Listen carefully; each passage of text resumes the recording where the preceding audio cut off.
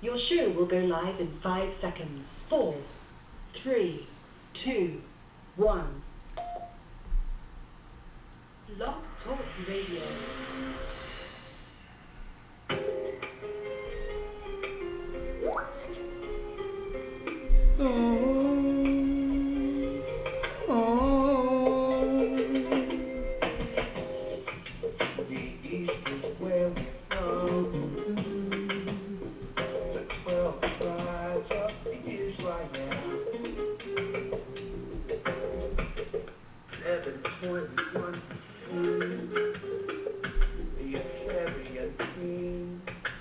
Shalom. Can you hear me? Yeah, we're live. Put on mute, please.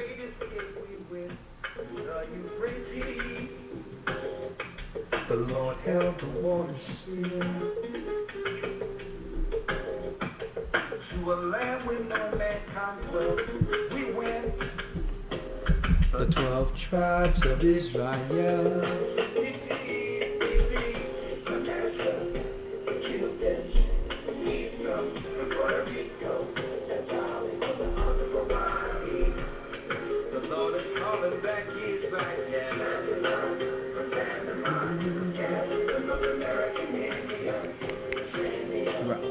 Paperwork on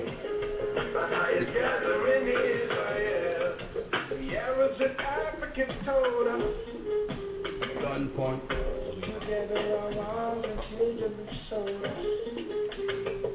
In the belly of these great ships we traveled in fear.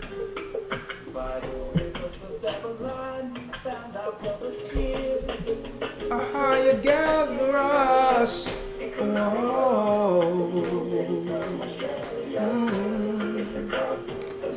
I'm gonna need one of those cups too. One of those cups.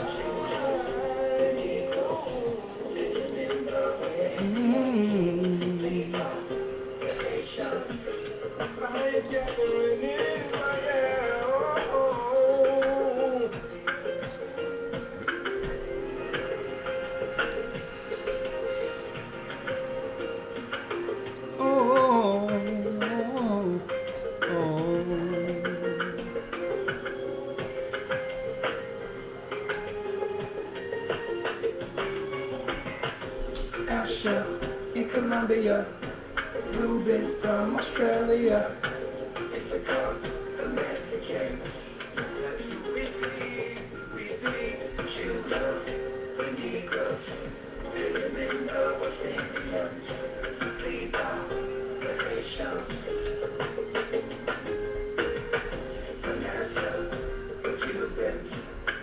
From Puerto Rico, Nepal, from the arms of Hawaii.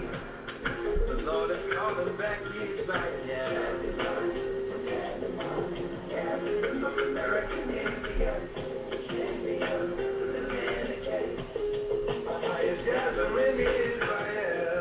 That's right, brothers and sisters. The Most High is gathering Israel. I'm Elder Rawchaa, along with Elder Lawya, with a very impactful broadcast. Shalom, how you doing? I'm doing well, sir. How about yourself? Man, I'm hotter than a hostage right now. That ear ain't working right. I mean, I feel like I've been dragged into a Al Qaeda cave.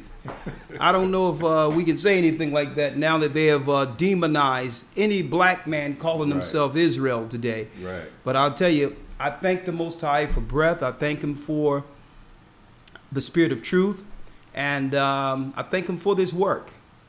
I thank Him for His Son. I'm thankful and grateful to the Almighty for the work, and man, I thank the Most High for you, brothers and sisters.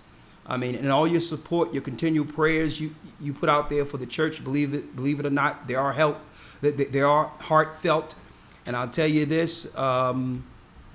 It gets us through, and we're going to need a lot of prayer, okay? And you brothers and sisters, you all need to really hone in today for our broadcast, titled "The Wall." That's right, the wall. We're going to go into this because some people who are fairly new or who haven't been following the church for a while, when you hear the wall, immediately it's related to those in modern times, it's attributed to Donald Trump. When really the wall goes way back. Matter of fact, it's a sign for God's people. The problem we have is that our people don't realize who they are. And don't realize that we're between the crosshairs. We believe it's just coronavirus.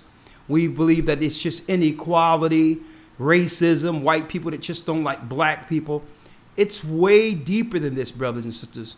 Why at the end of every scenario, every political scenario, it's our people between the crosshairs. Mm-hmm. Okay? Under every political scenario, it seems like it's targeting or stomping out our people. It's just that the majority of people just don't see the unseen hand. And that's what we're going to go into today, prophetically. There's so much we have to unpack in our broadcast, The Wall. Okay? And the description or subtitle to this is The Deceptive Tactics of Rome. The Wall. What is it? Back in 2016, we heard Donald Trump running on this particular quote. I will build the wall. Now, what does that have to do with you? Most of you may believe that it has something to do with keeping immigrants out. People are crossing the border, criminality is going on, and he's going to build the wall, Donald Trump, to preserve jobs. Okay, to preserve the American way, to stop it where others don't come over, and lower the minimum wage by, working for almost slave wages. But it's way more sinister than that, brothers and sisters. We're going to take you back into history and tell you why they're doing these particular political campaigns like building the wall. We're going to go into it today. We're going to also show you how history is replete, how they would use different political events that would get all the citizens on board for any ideology or any type of program they're looking to roll out worldwide. Usually they'll use a catastrophe. And through the catastrophe, under the cloud of the catastrophe, they'll destroy their targeted enemy. Brothers and sisters, just write out. Suppose that enemy is you. Suppose that enemy has always been you. Not because you're doing something or wrong or conspiring against someone, because the powers that be know that through your bloodline, the powers of the earth, those in position right now, will eventually be judged. Here it is, you're totally innocent. The only thing we're really trying to do is to make ends meet, trying to work hard enough to keep a roof over our head and take care of our children.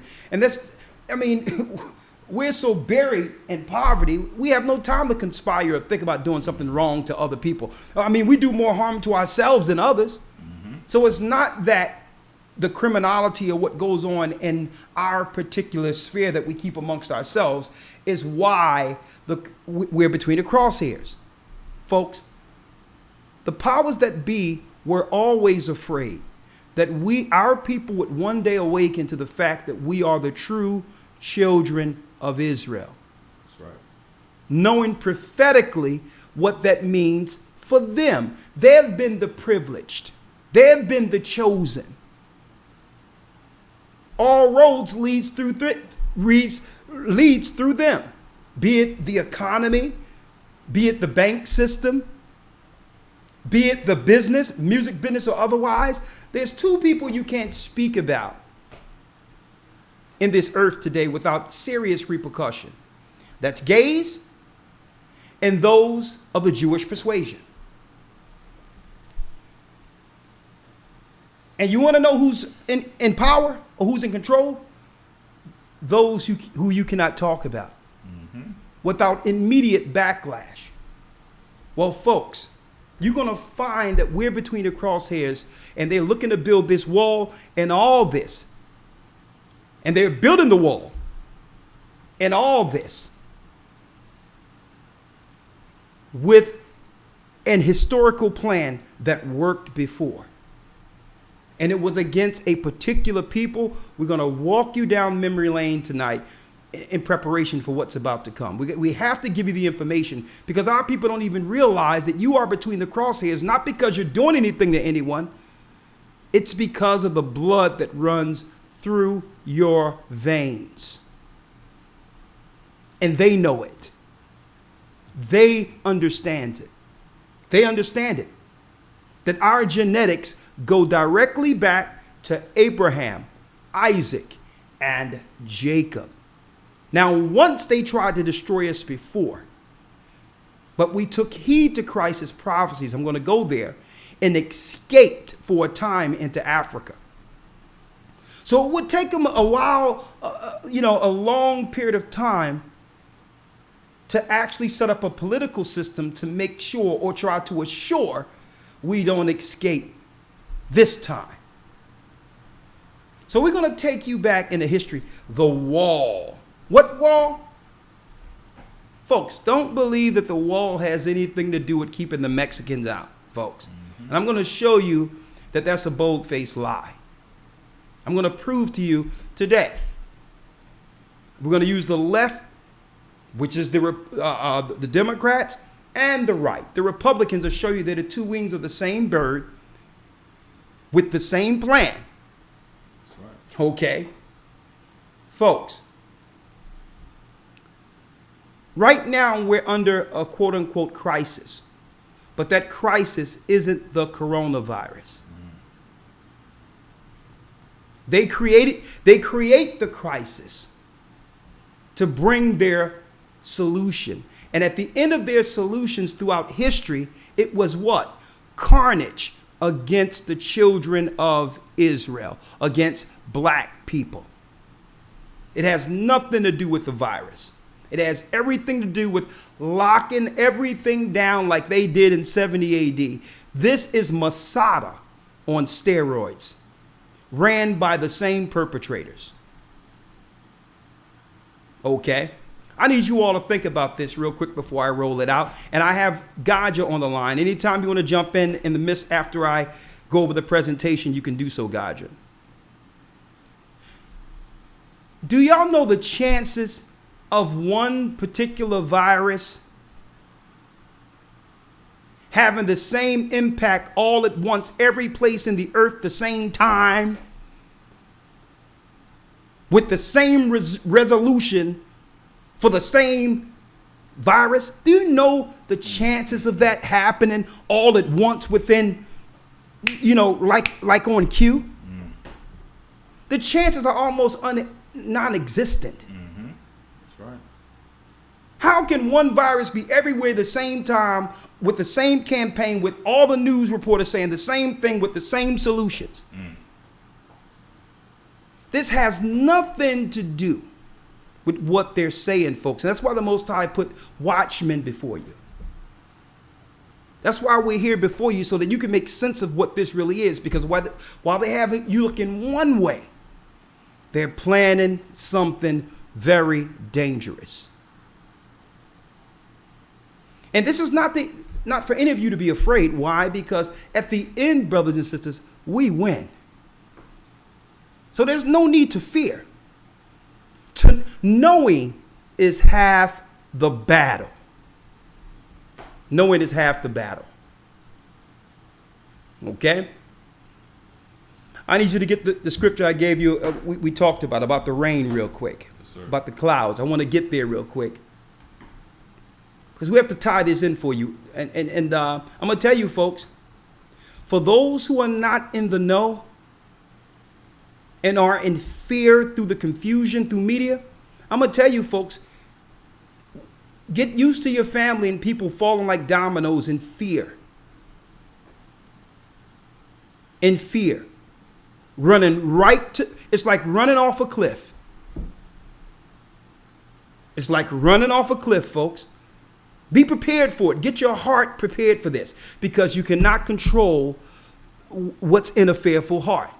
Eventually, people are going to get scared enough through this inundation of media, and if they cough the wrong way, they're going to find themselves up on a COVID floor somewhere, in a hospital, getting put down.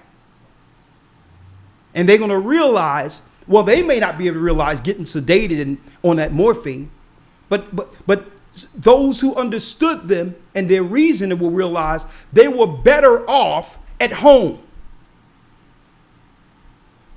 Would you rather be getting put down with morphine, or look for another way to another solution for your cough? So I'm going to tell you, folks, that's what's going down in the hospitals right now. Our people are ignorantly just going in there, towing the company line, and thinking because they got a cough or their taste buds or whatever, and they go, and guess what? They're putting them down in the hospitals, folks. Because that's really the plan. And it all links to the wall. It's about keeping people in, programming them into their own demise. They get rid of what they call the useless eaters first, the people who immediately just react to anything. They get them out of the way first. And then, once they get the first number of people that they know, which is sheepishly, if that's a word, follow, just jump off the cliff, because that's what you're doing. Once they get those that are sheepishly following it, then they'll turn their attention to those who knew better and say, well, okay, these are the people who must understand. But they have to get the sheep out of the way first, and that's what's going on. Those who are ruled through fear, that have no faith and believe in this system more than their God. Let's read it real quick, Elder Lawya. St. Matthew chapter 16, verse 1. Yeah. The Pharisees also with the Sadducees came, and tempting, desired him that he should show them a sign from heaven. So they asked, the Pharisees and scribes asked Yeshua, Christ, to show them a sign from heaven. Now, folks, what we're going through right now, and I'm going to prove to you, everything that's going on right now is a sign from Christ. Not the coronavirus, folks, because that's really the bait. Okay? Because when you have your bait, but then you have your bait and switch. Mm-hmm. The bait is to get you into the hospitals, to get you to believe into their solutions. Mm-hmm. Because they'd rather you suicide yourself. That's the bait. But the switch is you're dead. Roach Motel. You check in, but you won't check out. That's just the first phase. You're going to find out we're in a Jubilee season, a prophetic time. A prophetic time. And no one is taking heed to the signs. Listen to this real quick. Read. The Pharisees also with the Sadducees came, and tempting, desired that he would show them a sign from heaven. Verse 2. He answered and said unto them, when it is evening, ye say, it will be fair weather, for the sky is red. When it's evening, you can discern the weather or a new day coming in because you see the sky red. Right? So there's certain things that are evident to give proof or evident to what time we're in, is what Christ is showing. He says you discern every day. You can see outside when the sun go down and the sky is red that the weather's changing. Read. Verse 3. And in the morning it will be foul weather today. In the morning you wake up and you will see the clouds, and you know what you would do? You will go get an umbrella, put it in your car just in case. Like it might rain today. Or you would check on your phone and see whether or not it's an 80% chance. So every day you look for signs and actually react and prepare based on the sign shown. Read. And in the morning it will be foul weather today, for the sky is red and lowering. Come on. O ye hypocrites. It says, "O ye hypocrites." You can discern the face of the sky. How many of you every day go outside, see the sun out, and then what you do? You put on shorts. You put on light clothes. Every day, don't forget, folks, when you go outside and see the clouds, who do you think are moving the clouds? Who do you think is behind the sun? So you prepare based on the Most High's movements every single day. You prepare based on what He's doing. You prepare. The same God is showing a sign right now. See? The clouds move. Don't forget, the clouds come out of gates into our realm for rain. Who you think send the clouds? But yet you look at the clouds and say, man, let me get my umbrella. You're actually reacting to what? A sign. God gave you a sign. He's bringing rain. But He says, you hypocrites will not even consider the time you're under. Mm-hmm. Read. O ye hypocrites, you can discern the face of the sky, but you cannot discern the sign of the time. But you cannot discern the signs of the time. Come on. A wicked and adulterous generation seeketh after a sign. And see, and he's talking about this generation. It's a wicked and adulterous generation. And because sin is at its height, we're not discerning rightly or clearly. We're not seeing the time. Folks, we're in the time. The signs are being shown. And it has nothing to do with no stinking virus. Mm-hmm. Okay? This is a campaign against the children of God. Look at your screen. Mm-hmm. Check your screen out.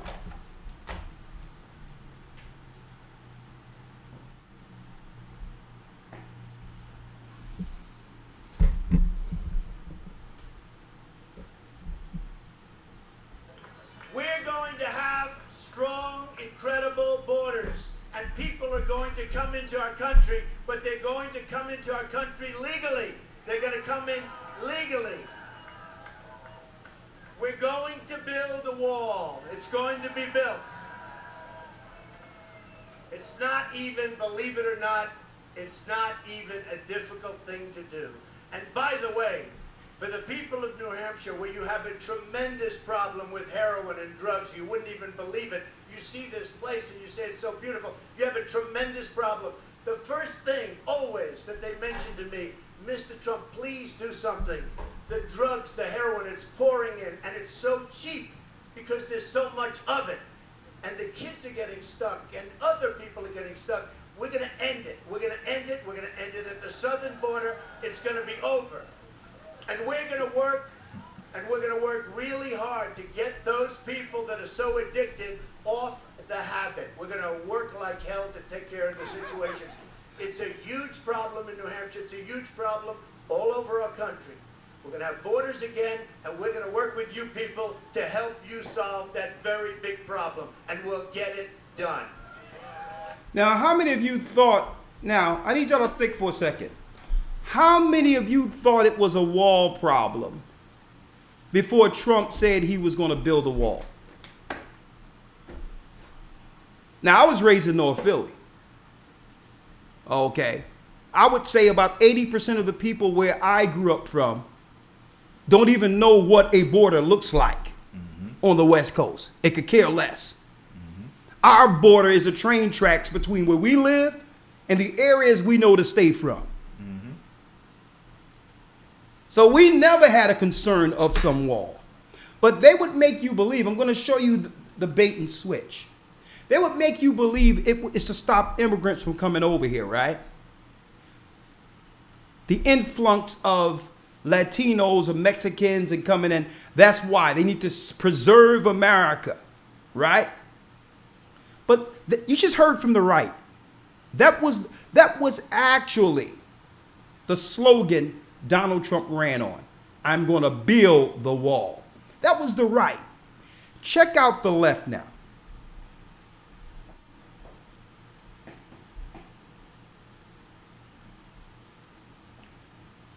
Biden.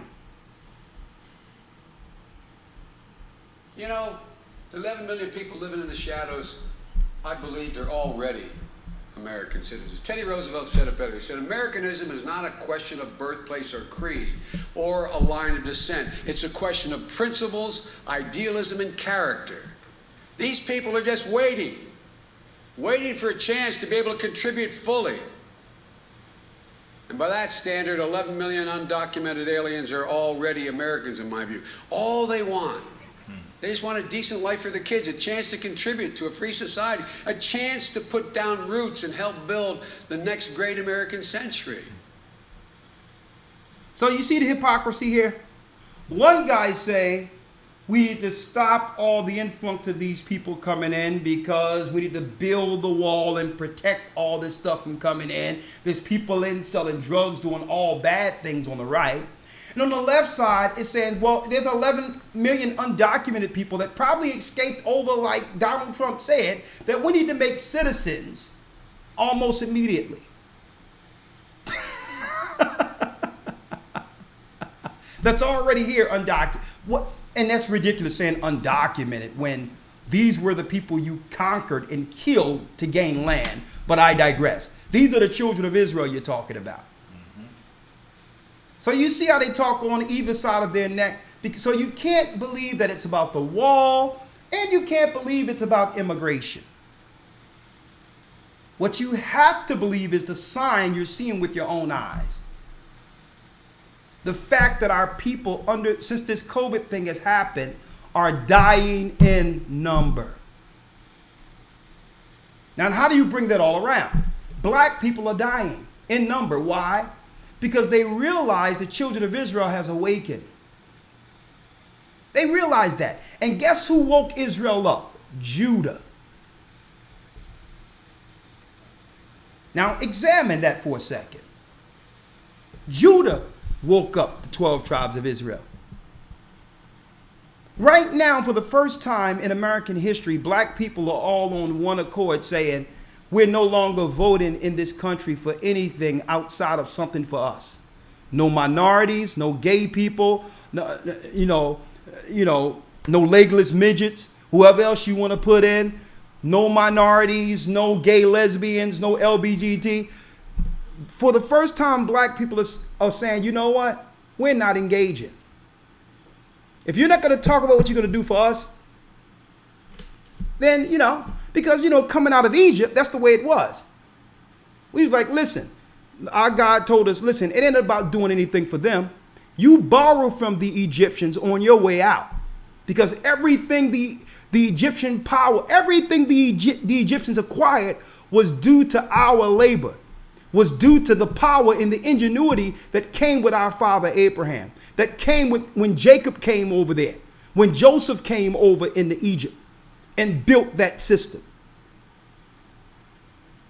So we weren't going for anything. When we were about to leave, the Most High said, borrow from the Egyptians and leave the hell up out of there. I'm about to make you a nation. And you know what? Our people have come to the precipice. They know we're there now. There's not enough of our people, especially black men, to vote Democrat that's going to keep this republic bird flying. It needs support on the Democrat side and on the Republican side. And especially black men. We're not dealing with it anymore. So they realize it. So they're saying, well, okay, it's time to genocide. We need to bring in illegals, bring in whoever they is, and we need to replace their vote because the bird cannot fly without both wings. If Judah step out of it, then this whole thing spirals out of control. We need to level the political playing ground by now bringing in immigrants and doing all that. But then what are we going to do about the black people in the cities? Well, then the developers will come through and say, well, we started dealing with them 10 years ago through regentrification. Well, what are we going to do about them? Let's make them sick through pharmaceuticals, vaccines. Let's kill them off slowly and then make them dependent on the system and then bring forth a pandemic to a degree in which we'll say it disproportionately affects them. Get them in the hospital, have them check in, but make sure they do not check out. So that's almost building a wall on the smallest level. Getting you in a building, separating you from your family to put you down. I'm going to tell you, folks, that's what it is, because guess who riled up Israel throughout the four corners of the earth? Judah did. Folks, I say it all the time. We went over into England. I don't care what color you are, white, Chinese, Arab, or whatever. Let me tell you, we started dropping this truth outside of the United States. Even there's others doing it now, but we were out there. And folks, I ran into a brother, a Benjamite, who's an elder now by the name of Rawchaa. He's on the phone right now. Okay? And guess what? Rawchaa didn't believe the Bible at all. Who stirred Judah up? I mean, who stirred the 12 tribes up? Judah did. And now they are attacking Judah. That's what's going on right now. Get it the lion's whelp in Genesis 49. So this is why they're conspiring against us, not just here, but in Africa also. Everything was fine until Judah, the lion, arose. Tell you that right now. Tell you that right now. So they know that they can't keep this thing going like it used to. So now it's all out genocide. Warfare is what we're under right now. But you know what? Our God told us this day would come. Christ is like, well, okay. My elect are ready. And you know what? The hosts of heaven are ready for them. And ready and waiting for them. We've been waiting for Israel to stand up and take claim to their true identity, and the heavens will help them. So they think they have a plan or a plandemic. Watch the Most High's plan. It's going to be such a great miracle that gets us, that deliver the children of Israel throughout this earth to the degree that in the kingdom, folks, we won't even, the world, the Gentiles will not even be talking about our God splitting the Red Sea, the miracles he's going to do on this side. The Most High been waiting for this moment. He's been waiting for Israel to stake claim to their true identity and call on him and pray to him. Part of the curse that was on Judah, the men, is that the Most High would do what? He would take our courage. He would strip us of our courage. And this is why the Gentiles are looking to conspire through their lies and come against us through this pandemic and all that, because they know the Most High placed courage back on Judah. Judah is no longer scared, and they know it. So they're going to sideways kill grandma, sideways kill our children, sideways kill us. Not directly. They're going to indirectly kill us to try to direct us. And then they're going to bring the war. And guess what? And at that time, they'll see that sign from heaven. The question is, let me tell you, there's no time to be scared. The question is, are you ready? That's the question. That is the question. You were born for this day. Let's read it. Genesis chapter 49, verse 8. Come on. Judah, thou art he whom thy brethren shall praise. It says, thou art he who thy brother shall praise. When I went over into England, when I went over into the Jamaican spots, when I went over there in the UK, folks, you know what they were talking about? They were talking about Haile Selassie, man. We went into one place called the 12 tribes of Israel, and they claimed they were tribes based on what month they were born. Spliffed out of their mind. I opened the door to go into one of their so-called quote-unquote temples. You got Queen Elizabeth on one side, Haile Selassie on the other, pictures of Bob Marley, and you have to take a stick to cut through the ganja smoke to get to the back of their so-called meeting place. And I went inside there, and guess what? We taught them, folks. Judah did. If it was up to the other tribes, they would still be dealing with Haile Selassie. Judah, read. Judah, thou art he whom thy brethren shall praise. Come on. Thy hand shall be in the neck of thine enemies. Thy father's children shall bow down before thee. Come on. Judah is a lion's whelp. From the prey, my son, thou art gone up. From the prey thou have gone up. We used to be predators. It was a time where our families could actually depend on the courage of the black man to protect them.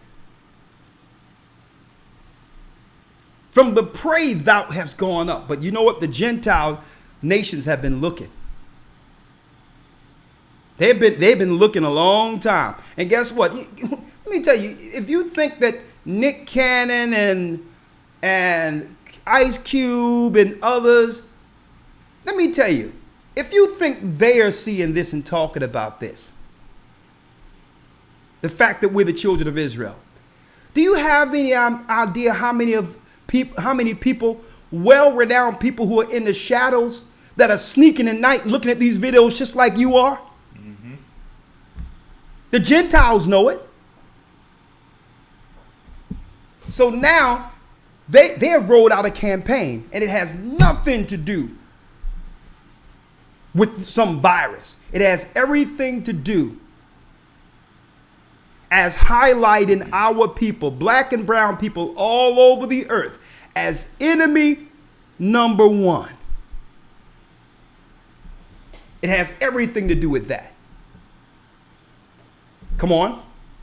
Verse 10, or the rest of verse 9. Judah is a lion's whelp. From the prey, my son, thou art gone up. He stooped down. He crouched as a lion. He crouched as a lion, read. And as an old lion. And as an old lion, that means a lion is supposed to be king of the jungle. So the Most High looked down at us and say, you're the lion's whelp. You're like that lion's cub in the movie Lion King. You don't even know that you're heir to the earth. But you're like an old crouched down lion. And then the Most High said, who will rouse him up? You know who rouses up? Christ did. There was no hope in the earth. We went through the civil rights movement and lost. We were socialized like animals. They opened the borders, flooded our neighborhoods with heroin and cocaine, with our own brothers and sisters being complicit, infighting, dividing our families, and there was no hope. But then Christ shined a light and said, you know what, I don't need many. I'm going to put this young man on the corner, that young man on the corner. I don't need many.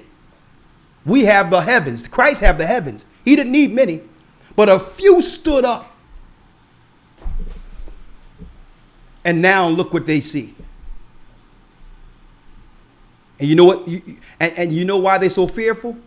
Because they know this information must have come from the Almighty. They know it because it's not taught in any of their universities. And behind their closed doors, they're asking, if none of us are teaching this, where are they getting it from? And you know what their Lord, the worm, Satan, is telling them? Their God is speaking to them. Their God is talking with them. If you don't get rid of them, the prophecies will be fulfilled. And Jacob will rise over Esau. Build the wall.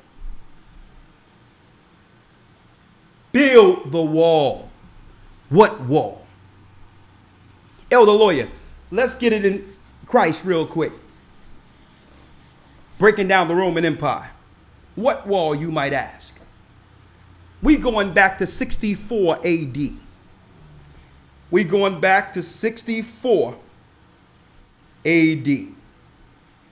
On your screen,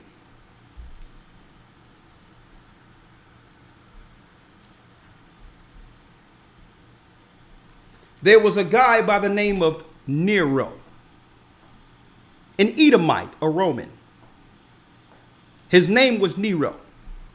Take some notes right now because we're about to break some things down for you. His name was Nero. He burned 7 whole blocks in certain cities of Rome and blamed it on the black Jews.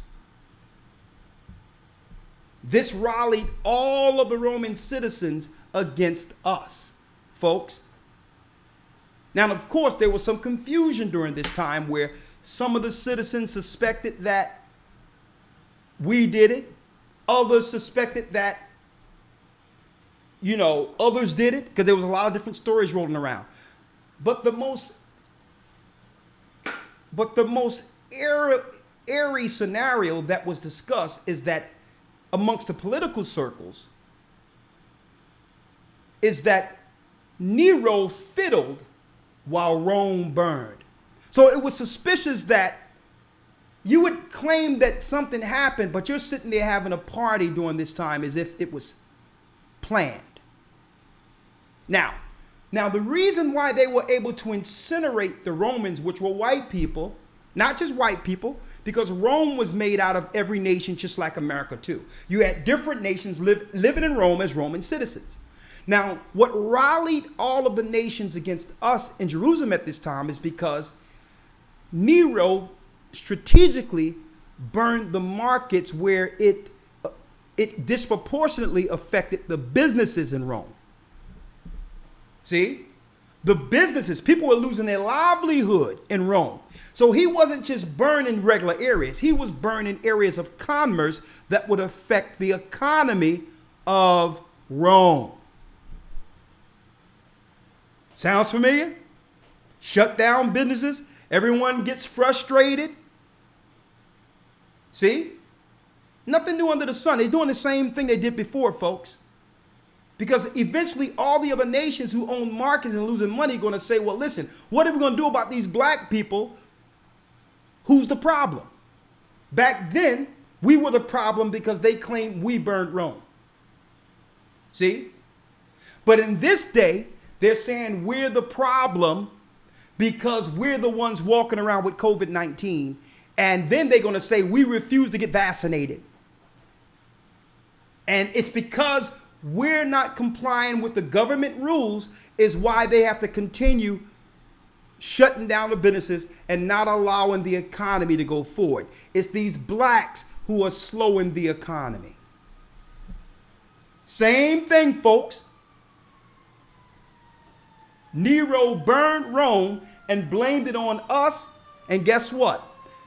The Roman economy was hit in 64 AD, and they all blamed us. And guess what happened? We're going to show you what happened. But first, they had to make an event in which they would highlight us, the black Jews, as the problem. So it's really, what we're dealing with, folks, is really the same campaign under different circumstances. Back then it was fire. Now it's what? A pandemic. They have rolled out the same ancient program they've always used against us. Now, Elder Lawya, read it. And Christ prophesied that they would do this. Yes, sir. This is St. Luke chapter 19, verse 41. Come on. And when he was come near, behold, he beheld the city and wept over it, saying, if thou hadst known, even thou, at least in this day, the things which belong unto thy peace, but now are they hid from thine eyes. Come on. Verse 43. For the days shall come upon thee that thine enemies shall cast a trench about thee. It says your enemies shall cast a trench about thee. That's locking you up. A trench is building a wall around you. Christ prophesied that the enemy would do this. Read. For the days shall come upon thee that thine enemies shall cast a trench about thee, And compass thee round, and keep thee in on every side. And keep thee in on every side. Now you see why they're against the Bible? The Most High is highlighting the enemy. Let me tell you, these people are Edomites. They're from the cursed seed of Esau. And they have mixed their bloodline. In Genesis 36, it tells you they mixed their bloodline with the Canaanites. The royal families of Europe. The royal families of Europe and the 10 horns of Europe who actually conquest and colonize the world. They've kept their bloodline separate. They're Esau and Canaanites. That's their bloodline. Okay? That's their bloodline. And and the elite powers. I'm not saying this doesn't apply to all white people, because in order for them to lie to us, they had to lie to everyone. So if you are just a regular old white guy who went to school with us, guess what? Welcome to the truth.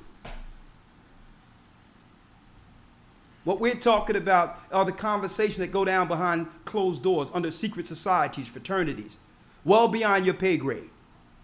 Okay? So this is not to blame all nations, because in order for them to lie to us, they had to lie to the world. Okay? So it says they would put a trench around, go on. And compass thee round, and keep thee in on every side. And keep thee in on every side. And we're going to go over that wall in a second, because I have the books here of what happened. What exactly happened? I'm going to show you what happened. Look at your screen. 64 AD. 64 AD, boom. Nero burned the cities. Now, you know Nero was just a satanic, sadistic freak, too. Okay. Out of his mind, crazy. Bat crap crazy.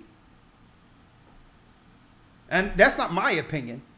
I mean, I have the books at home of the fall of Rome. Okay.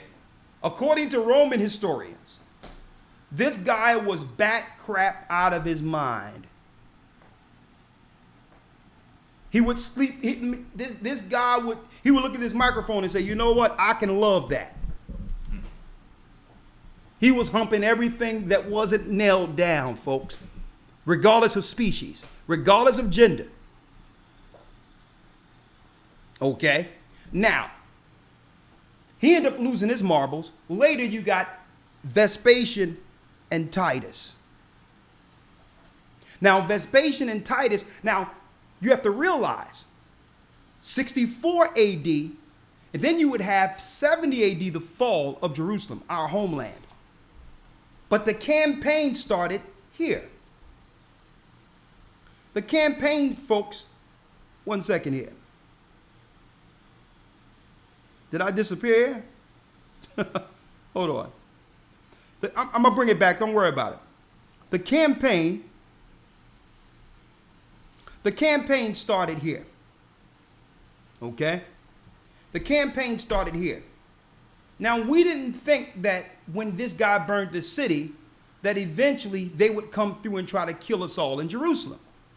We figured that, you know what I mean, we would make it right with the Roman Empire. We would begin to work with them to build the cities and make sure the stores are restored and, you know, deal with some political makeup so that you don't blame our people. You know how we are. Very forgiving, very, you know, even if you blame us, listen, let bygones be bygones. But we didn't know that this was a setup. This was a setup because through this fire, the Roman armies was now occupying Jerusalem. We began to see Roman centurions on our block. They started hanging up around Jerusalem and all around our areas when we used to police our own areas in Jerusalem. Right? So then what happens?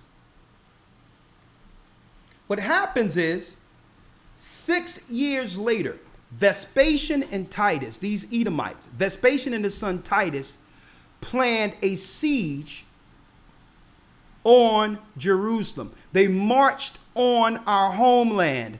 That was our last stand as a people, folks. We're the children of Israel. We're the children of Judah. We're the woman that it speaks of in the book of Revelation, the 12th chapter, the woman that brought forth the man-child. We're the people who brought forth Christ. They killed Christ, and now the enemy who couldn't succeed into defeating our Christ came after us. This is not just Bible history, folks. This is recorded Roman history. They use a political event to demonize our people as a pretext to come against us. The same thing you're seeing now is what happened back then. And anyone volunteer themselves under this campaign of fear, guess what? You're falling on your own sword. They'd rather you fall on your own sword or your own ventilator. Or your own ventilator. I don't see other nations volunteering themselves to be killed up in these hospitals like us. It is as if there's this silent conversation, this silent understanding that this is really to kill off black people or the ignorant people. Elder Lawya, read it. Sir.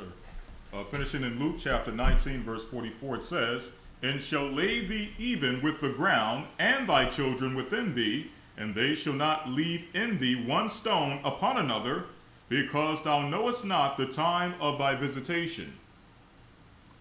I need you to get two. Get the one where Christ prophesied our fall. Now this happened, folks. Those who didn't take heed to Christ's warning were trapped in Masada. We're taking heed to Christ's warning. We're going to do exactly what he said do. Okay? But those who didn't take heed, what happened? Read. St. Luke 21, verse 20. Yeah. St. Luke 21, verse number 20. Come on. "And when ye shall see Jerusalem compassed with armies, then know that the desolation thereof is nigh. Then let them which are in Judea flee to the mountains. Flee to the mountains. And let them which are in the midst of it depart out, and let not them that are in the countries enter thereinto. Come on. For these be the days of vengeance. These be the days of vengeance. That all things which are written may be fulfilled." The desolation of abomination written of in Daniel. It was prophesied in the Old Testament. Because we fell, when we begin to disobey our God, our priests left off from their positions to do evil, worshiping the Babylonian gods, Baal. Our kings turned their back on our God. So the Most High said, you know what? The land must be desolate. When Adam sinned, I kicked him out of the garden.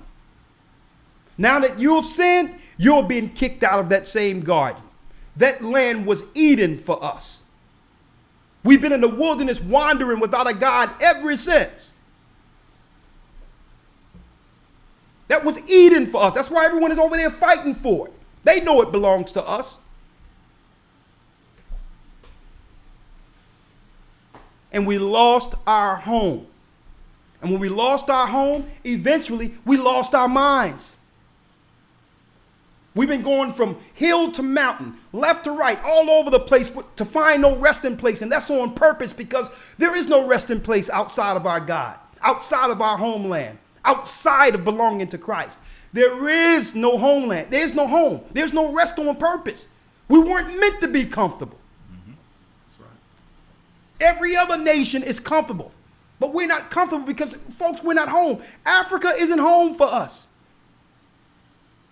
Jerusalem, our mother, longs for her children. Christ talked about this. See?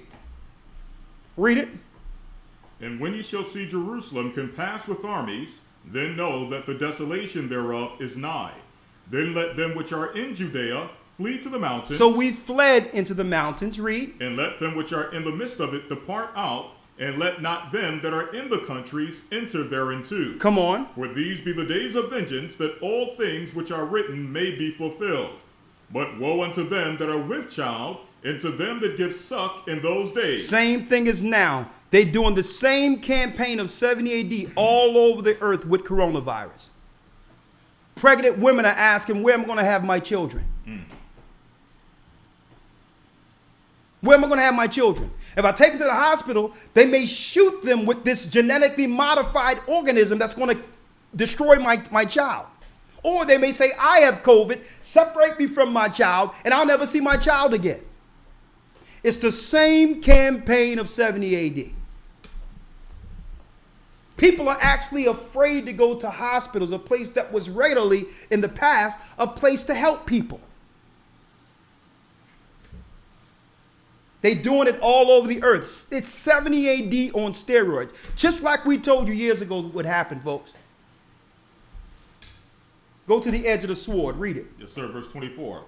And they shall fall by the edge of the sword. The Roman sword. Read. And shall be led away captive into all nations. Hold up. You mean Christ prophesied our slavery? And shall be led away captive into all nations. And shall be led away captive into all nations. So Nick Cannon wasn't incorrect when he said that we are the real Jews. That wasn't an anti-Semitic statement. Christ is telling us that the Romans, the Edomites, the white people killed us. And we were led away captive into all nations. At this time, Israel would serve all the other Gentile nations until the coming of our Lord and Savior. The time, and the dividing of times. 35 jubilees before the Most High would free us. And they knew it. The devil knew it. Christ prophesied slavery. This is the Holocaust right here. You want to talk about a Holocaust? This is the Holocaust, where the Romans killed Judah, our forefathers. We ran into Africa. We went into Timbuktu and created the Golden City. We were found by Ishmaelites, Arabs, who went back and snitched to the Romans. And they found us and conspired against us and eventually put us in chains.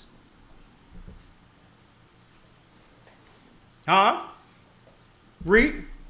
And they shall fall by the edge of the sword, and shall be led away captive into all nations, and Jerusalem shall be trodden down of the Gentiles until the time of the Gentiles be fulfilled. So who's in the land right now? And Jerusalem shall be trodden down of the Gentiles. Gentiles are non-Israelites. I don't care what your religion is. You're not an Israelite. You can be an Israeli, but you're not an Israelite. Gentiles are in the land. The Lord said, since we left, Gentiles would rule that land until the time of the Gentiles be fulfilled. We're in the time of the Gentiles, and that's why they're ramping up their campaign against us now. You better let your family know what's really going on with what God is saying. You have to weigh their evil campaign and media with the word. Tell your family to follow the Most High and trust in Him in these days instead of the government news, folks. What good is you saying, well, I can't breathe right now, now let me go over there. To go check yourself in, to not be able to breathe at all, dead. What did you accomplish? Let's get it out of Babylon and Timbuktu real quick. From Babylon to Timbuktu, page 84. Come on. It says here, in the year 65 BC, the Roman armies under General Pompey captured Jerusalem. They captured Jerusalem, read. In 70 AD, General Vespasian and his son Titus put an end to the Jewish state. They put an end to the Israelite state because we're the Jews that the Bible speaks of, read. With great slaughter. They slaughtered us. During the period of the military governors of Palestine, many outrages and atrocities were committed against the residue of the people. Come on. During the period from Pompey to Julius, it has been estimated that over 1 million Jews fled into Africa. Over 1 million Jews fled into Africa. That's how we got into Africa. A lot of those African languages, folks, are broken dialects of Hebrew in Africa. That's how we got into Africa. That's why the campaign to test the vaccines and all that is in Africa, because Judah's there, Benjamin there, Levi there. That's why they want to test the North American Indians and the Latinos, and because they know they're Israelites. That's why they're locking up our people over there in Australia, making it where they can't come out of their apartment buildings until they're vaccinated, because they know they're Reuben.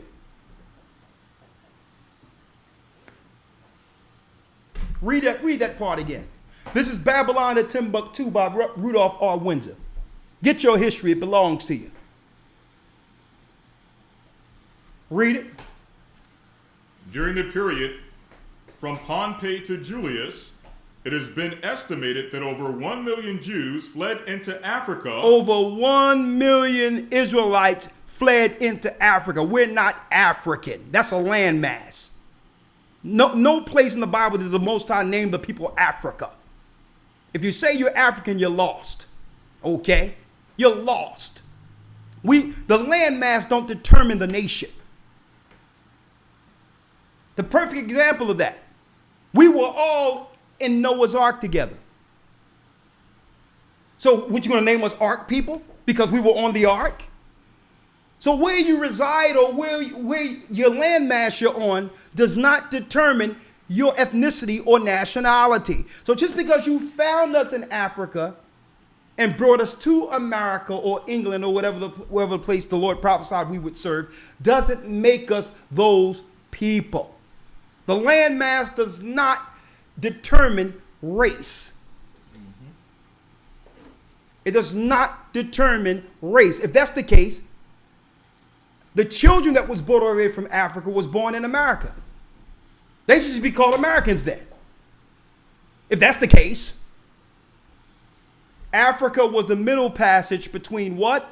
The fall of Jerusalem and what? Our captivity. Africa is the middle passage, folks.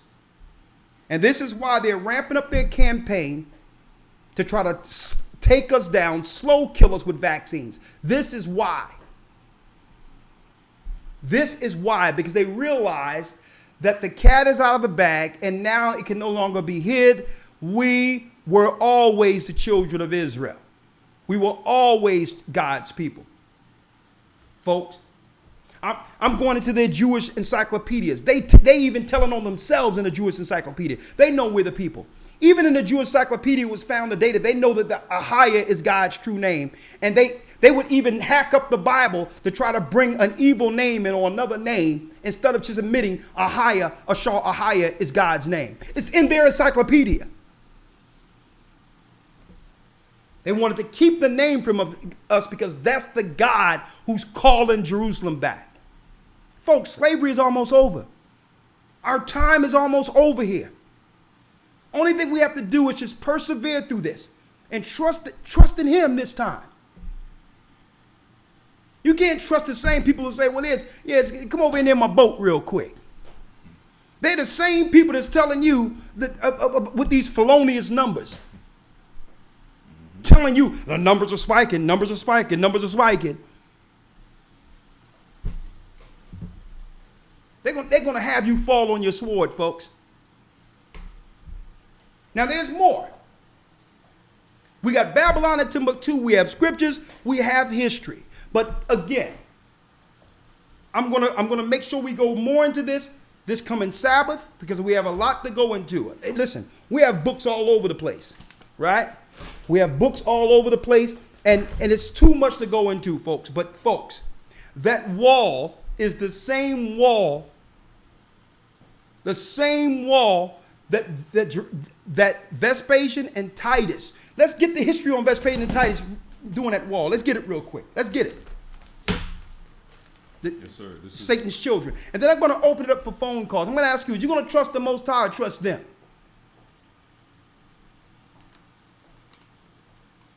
And I'm going to tell you, especially you sisters, I'm going to tell you right now, you have to get your emotions under wraps. I'm going to tell you that right now. Your unstable emotions is going to lead to many people dying. Okay?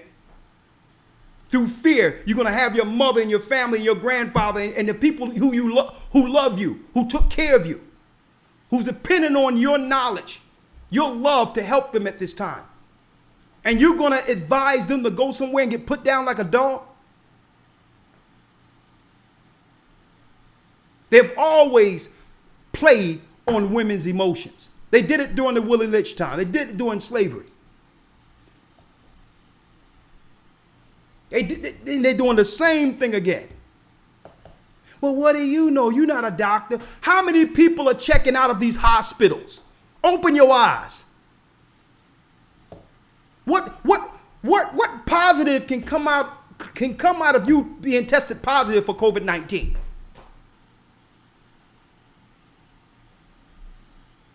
And then it is deep because some people are just so confused in their minds that they'll just look at it and say, and after your family have been put down, and you sitting there saying, well, yeah, COVID-19 took them.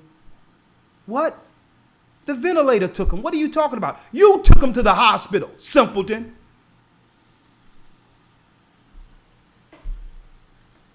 I don't know how many times I done saved my mother doing this whole crap. Each time she wake up, something is aching. Should I go to the hospital? I'm like, listen, matter of fact, I'm going to record this and you will play it back on your phone going forward. The next time you feeling a crook in your back or your leg didn't wake up.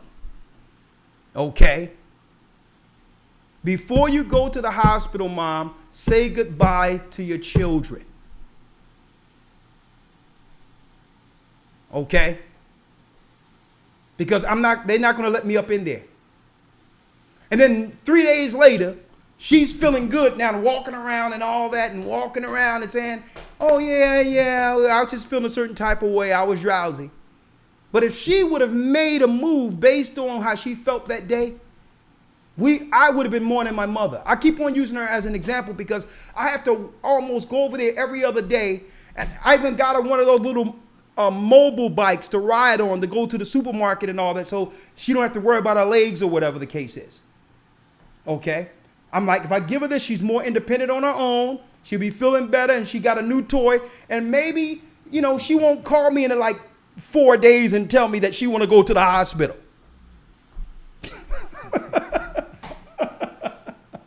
I have to stay on her because the nurse that comes there that I'm going to have to tighten up real soon.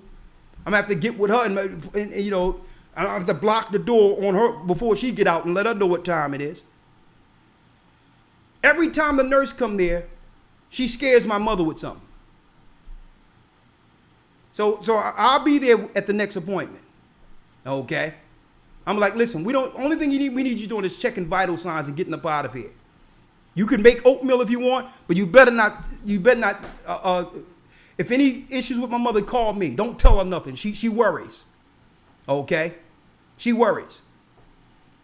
You want to make some oatmeal? Make some oatmeal. Let's read it real quick. Yes, sir. I'll jump around. This is Wars of the Jews, yeah. Book 5, chapter 12, starting in paragraph 1, but I'll jump around. Yeah. It says, and now did Titus consult with his commanders what was to be done. Yeah. Those that were of the warmest tempers thought he should bring the whole army against the city and storm the wall. They thought he should bring the whole army against the city and storm the wall of Masada. We was housed up in Masada, folks. Mm-hmm. But see, they was like, well, hold up. Judah got the high ground.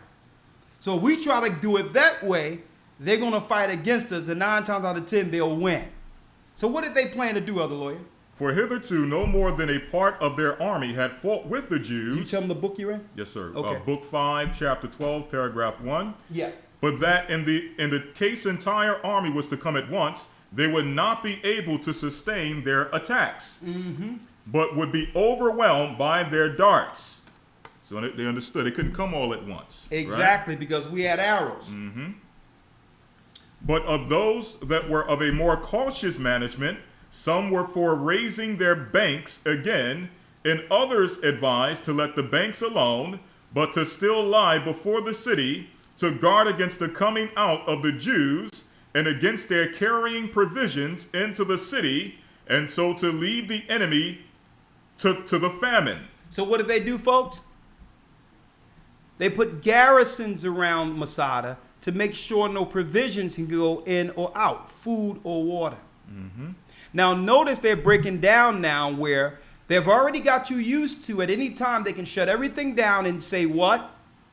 Only the essentials is open for survival. And now they can make it under these essentials where unless you are tested, unless you do this, that, and the other, you will not get access to food. Same thing. That's right. It's to starve you out, to force you on the sword. Same thing. And that's why I'm telling brothers and sisters right now, this is the calm before the storm. When you go into the supermarket, rack up. Get dry goods, get beef jerky, get everything you need so that when it comes time, you're not going to be dealing with what they call the second wave. They can't force you into compromising your health with a vaccine or anything else if you're already prepared. The majority of people they'll target are those who are socialized and are totally dependent on the system. They're not even they're not even thinking about you. Because they know 90% of the people are going to sacrifice themselves on the satanic Baal altar through necessity. They know it. They're going to be like, okay, let them starve. They did this before. They blocked it out where no food or water can come in and say, well, okay, let's see how long they last. They're going to do the same thing. But our people, just like we volunteer and we get a cough, I got a headache, I got that COVID-19. Let me go take a test. They know our people think of simple things like that.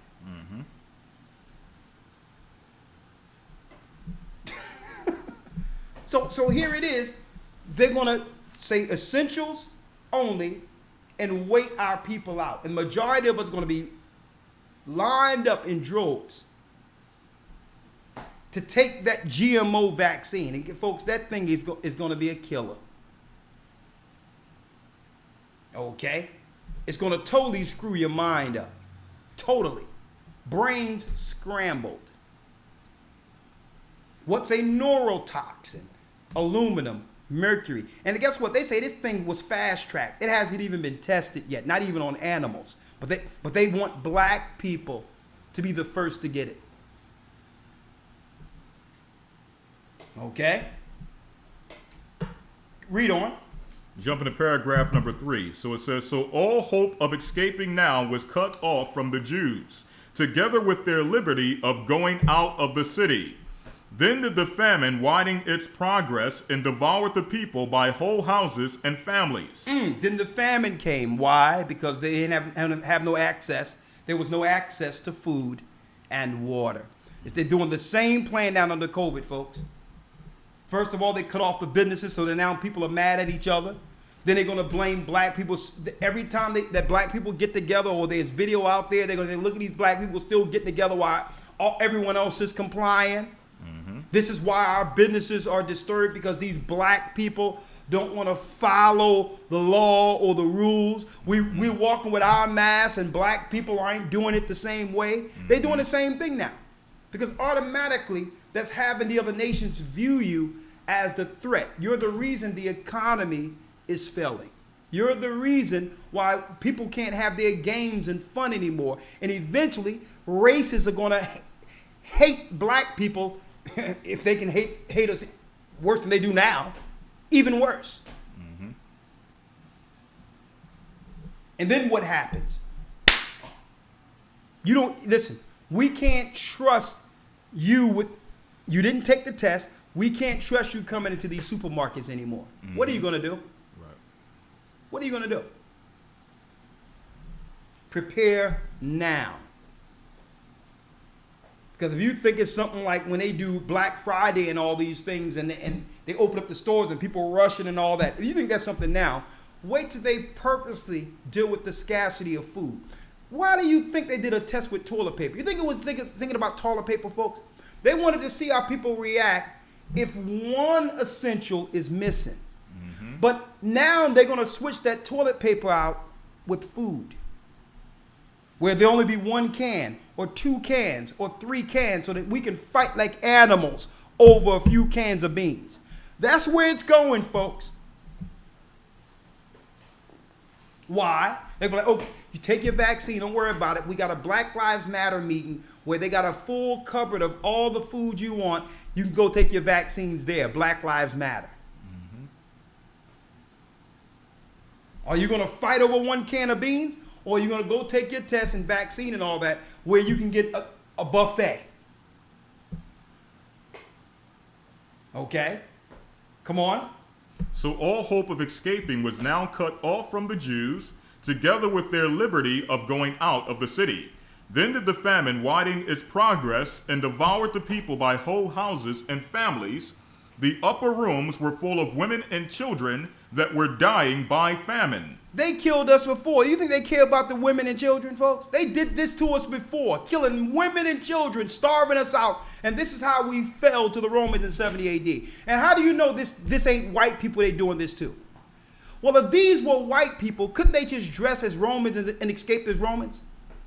They could have just walked as Romans and put on Roman toga and escaped with other white people. They must have been black people getting massacred. Right now, that wall that the Jewish people are praying to, called the Wailing Wall, where you see Arabs in the Middle East, that was, folks, a fort that the Romans had against us during the time of Masada. That was a fort that they made into a holy grail, a shrine to do what? To give homage to the God who gave them Jerusalem, Satan. Look at your screen. What happened subsequent to these devils right here taking us down? What happened subsequent to that? This right now is on the walls in the Vatican till this day. They showing the Romans walking away with the menorah and all of the riches that once belonged in our temple, King Solomon's temple. They were able to build the Vatican with our jewels. Until this day, they celebrate the destruction and death of our people. But you're going to trust them under this crap? I'm bringing undeniable history to you today, showing you that history is replete. It's the same campaign worldwide. They're just using different events, folks. You got some people out there as simple as a day's old. Oh yeah, Roni is a disease from God. God is plaguing the Esau and all that. Simple as a day's old. Okay, that was created in a laboratory. It's already out there that it was made in a laboratory. Mm-hmm. And that strain really isn't what they showed in Wuhan, China, ain't really doing anything here. Right. That was just a photo op, a video opportunity to roll this out against us throughout the earth. We're now having a cold or a sneeze or a flu like we used to now is now a death sentence. That's the whole deal with this, folks. Anything, Elder Lawyer? Yes, sir. I want to read something real quick on that, on the Arch of Titus, an actual prophecy from Joel chapter 3, verse number 5. Yes. It says, because you have taken my silver and my gold and have carried into your temples my goodly pleasant things. Exactly. They took our gold and silver to build the satanic Vatican, where the freaks and Satanists lives. The blood-drinking, children-killing, child-molesting temple. And they're using our gold, our riches, to worship their God. Folks, look at this here. Look at this here. And understand that we're going through it all again. Why? because the Jews who knew they were Jews in 70 AD has awakened. So they kept us pacified for a while, as long as we were willing to toe their ignorant line of us being Hamites and us being from the cursed seed of Ham and all that, because our preachers knew no better. I think that's a Gaja. Oh, Gaja, come on in. Yeah, I can hear you. Come on in. Nice, man, nice. Just listening, Elder, man. Just bring me back real quick to Deuteronomy, the 28th chapter, when you hear talking about the famine and the wall. Let me get it here. Deuteronomy 28, verse 52. And it reads, "And he shall besiege thee at thy gates, until thy high and fenced walls come down, wherein thou trusted, throughout all thy land, and he shall besiege thee in all thy gates, throughout all thy land, which the Most High thy power hath given thee. And thou shalt eat the fruit of thine own body, the flesh of thy sons, and of thy daughters, which the Most High thy power hath given thee, in the siege and in the straitness wherewith thine enemies shall distress thee." So when you're talking about about them blocking, creating the garrison and blocking the people in, we did this in 70 AD. If you continue reading on in Josephus documents it, and we did it before, and it's gonna happen again if people don't get it together. We're gonna go back through this all over again, like you said, Masada and steroids. You with me? Yeah. And it boiled back down to this again, Elder. Just a real quick point here. We see the celebrities them coming out talking, saying that we are the children of Israel. But like we said it before, this is the key ingredient that's been missed. It's not just being Israel. It's about being in Christ. It's about coming back to the laws of the Most High and keeping them, because this is going to be the protection coming out of this. You with me? There's a second wave of this pandemic that they're going to push out on the people again. So like you said, stock up. Keep the supplies stocked. You with me? They're gonna push it. They're gonna push it out again. They're gonna come out with some bogus story again, saying another reason for you to stay in, keep the borders closed, or whatever. You with me? And like you said, this isn't no virus. The virus is the children of Israel. That's who the attack is on. This vaccine that they're talking about, that they're coming out with. Why aren't Chinese people getting the vaccines? I thought Corona started off with Chinese people eating bat soup. It's like people totally forget about the bats, about eating bat soup. You with me? So it is serious. Hello, can you hear me? I can hear you loud and clear. I'm with you. I'm letting you roll. Yeah, man. No, I went quiet there for a sec. No. But yeah, so this is the thing. You with me? So I just wanted to bring that point. I'm gonna hold back here and continue. And it's deep. I'm glad Gaja brought that out, because it tell you in the book of Masada that there was zealots or robbers going in from one house to the next, robbing our people. And when they went into one house, now the robbers were our own people, folks. So if they keep us insulated to ourselves, eventually the strong amongst us will begin to prey on the weak, and they know it. History is replete. And don't think that's not so. Right now, look who's running our neighborhoods. Drug dealers. Gangs. That's who runs our neighborhoods. Gangs don't run the suburbs. Drug dealers don't run the suburbs. So they understand what we allow. So what happens when you have these people with no fear of the police locked in with you? What happens? They're going to start robbing each other. That's what they do for the sake of survival. The gangs live longer because they're already a fraternity. They already know how to work corners and already have a systematic setup on who rules what area. So by default, our people become prey by their own people, like it happened in 70 AD. And then what happened? They kick open a door, and a woman have half of her baby left. The baby was cooked on a fire like this, and half of the baby was still there. That's food for them. She was eating her own child in Masada. our sisters for lack of food. You got it. Let's read it real quick. Let's read it. He have it? He marked it. Give him that page. Let's read that real quick. Show him the Josephus. Give me the Josephus book real quick. Right there. No, Last one. the last one. Give me the book right here to your far right real quick. You see it at the top shelf? Yeah, there it is. So I can show them. The complete works of the Josephus. We have it right here. A matter of fact, this academy, this Sunday, I'm doing another drawing, and I'm going to be giving away a bunch of these. So if you're in the academy, get ready. Get some history. And I make sure I don't get, folks, I spare no expense. I don't get the old newly revised Josephus they have the day where they took stuff out. No, I got the unabridged one. The same one I left Babylon with. You see the covers off it. I went all the way through this book. Every part of it, I went through it.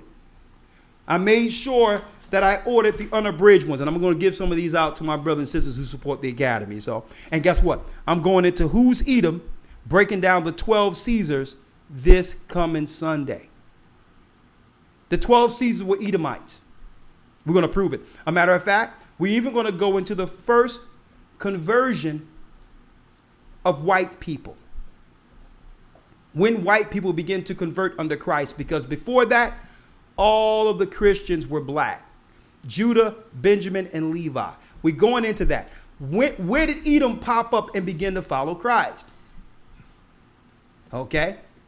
Now, I thank the Most High that some of them began to follow Christ because they were warned against those who didn't believe in Christ. There were white people like Uncleus and others who were standing on Christ's word against their own brothers. And I'm going into that this coming Sunday. You don't want to miss it. historytimes.org. And yeah, hit that like button so that we can get some more people in here. So before I take these calls, go ahead, hit the like button. Come on, we have 3,000 people up in here. This is and support the work. Make sure you support the work now. Come on, let's go. Wars of the Jews, Book 6, Chapter 3, Paragraph 4. Yeah. There was a certain woman that dwelt beyond Jordan. Her name was Mary. Her father was Eleazar of the village of Bethazub, which signifies the house of hyssop.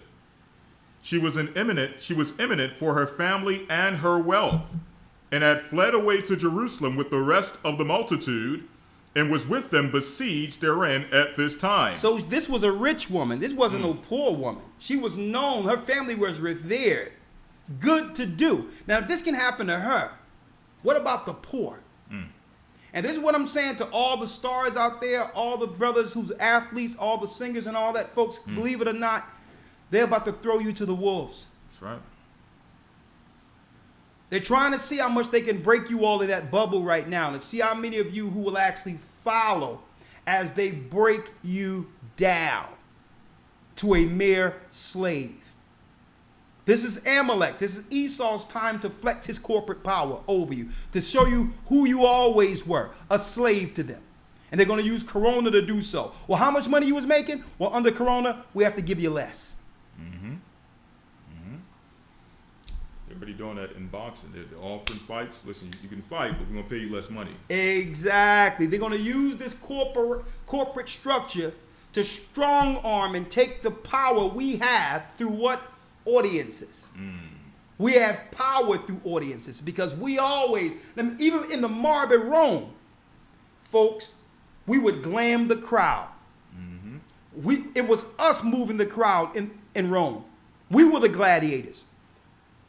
And see, that really irked Caesar because he didn't want to lose the public relation battle with us. Because if he came against us, then the people would go against him.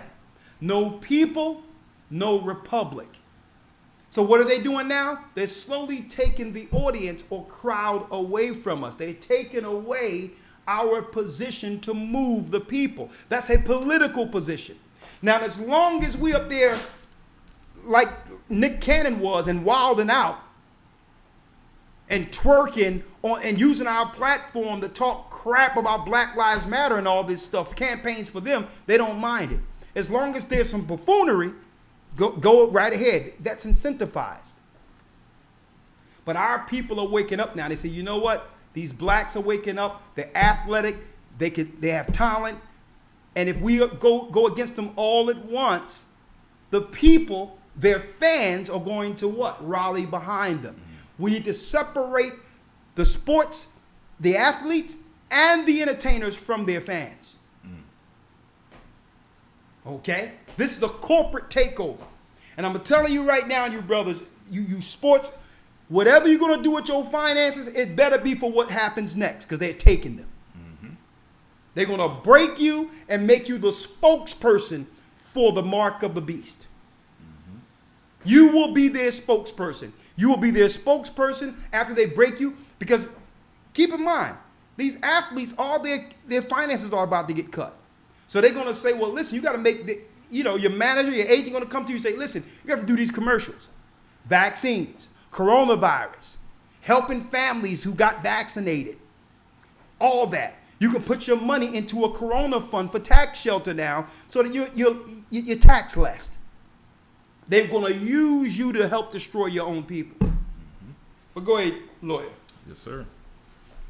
It says she was imminent for her family and her wealth, and she had fled away to Jerusalem with the rest of the multitude, and was with them besieged therein at this time. Come on. The other effects of this woman had been already seized upon, such as as she had been brought up, or she had been brought with her out of Perea, and removed to the city, which she had treasured up besides, as also what food she had contrived to save, had been also carried off by the rapacious guards. So she had food, she had resources, but guards came and they took what she had. They took everything from her. The guards, the military came in and took everything. And folks, why do you think right now they're pulling back the police right now? Now when you call the police station in Philadelphia, you know what comes on? Huh? You know what comes on? An automated voice. If someone is breaking into your house, press 1. If there's a murder, press 2.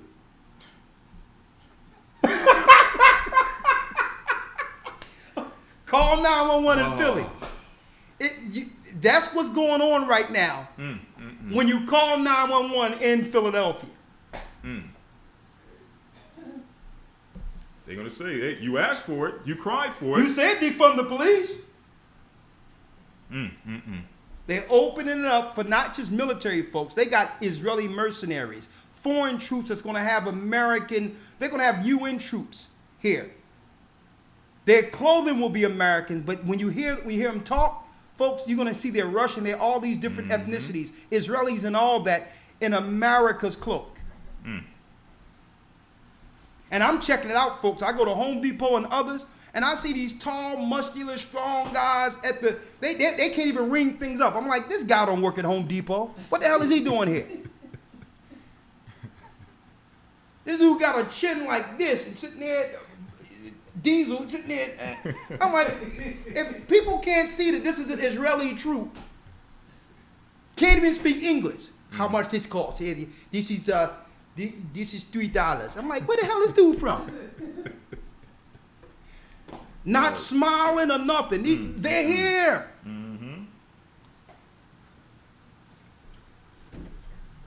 They're here. So what's going to happen is they're going to be cut loose on these cities, these inner cities. We really have to pay attention to California, especially our brothers and sisters in California. Iraq is with us. We're going to have a meeting with California because we've got to start making some moves to get our people out of those areas eventually. Right now, it's okay. But California is going to be a hotbed.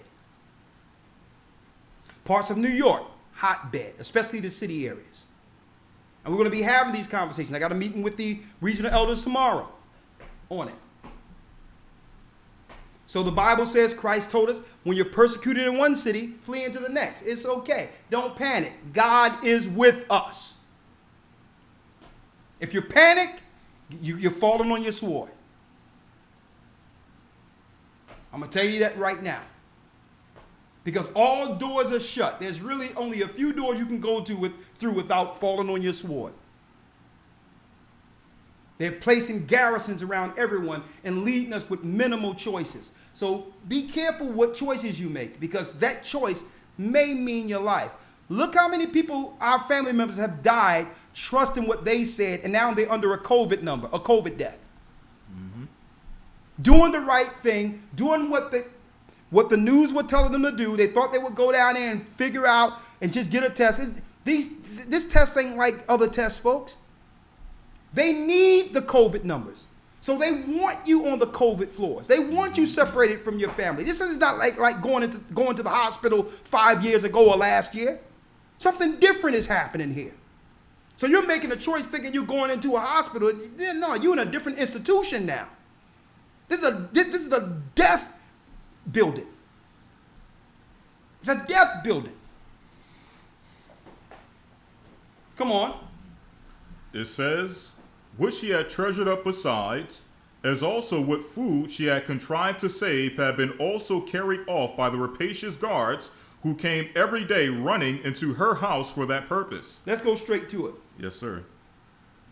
Right here. It says here, she then attempted a most unnatural thing, and snatching up her son, she snatched her son, who was a child suckling at her breast, she said, a little baby. Read. O thou miserable infant, for whom shall I preserve thee in this war, this famine, and this sedition? As to the war with the Romans, if they preserve our lives, we must be slaves. The famine also will destroy us, even before that slavery comes upon us. Yet are these seditious rogues more terrible than both the other. So she said the seditious rogues amongst her people were worse than slavery under the Romans. Our people. Our people. The thugs. Can you imagine what would be going on in the hood? Then you're gonna get the butch women look like men, you know, on serious testosterone medication. They're gonna be running around with their pants sagging. Mm-hmm. It's gonna be a freak show. Read. Come on, be thou my food, and be thou a fury to these seditious varlets and a byword to the world, which is all that is now wanting to complete the calamities of us Jews. As soon as she had said this, she slew her son and then roasted him. She killed her own son and roasted him. Now, when you go further into the story, they bust in, and half of the baby is already eaten by his own mother. Because of the famine. The famine was created through the Romans doing what? Building a wall. Hold tight. Look at this.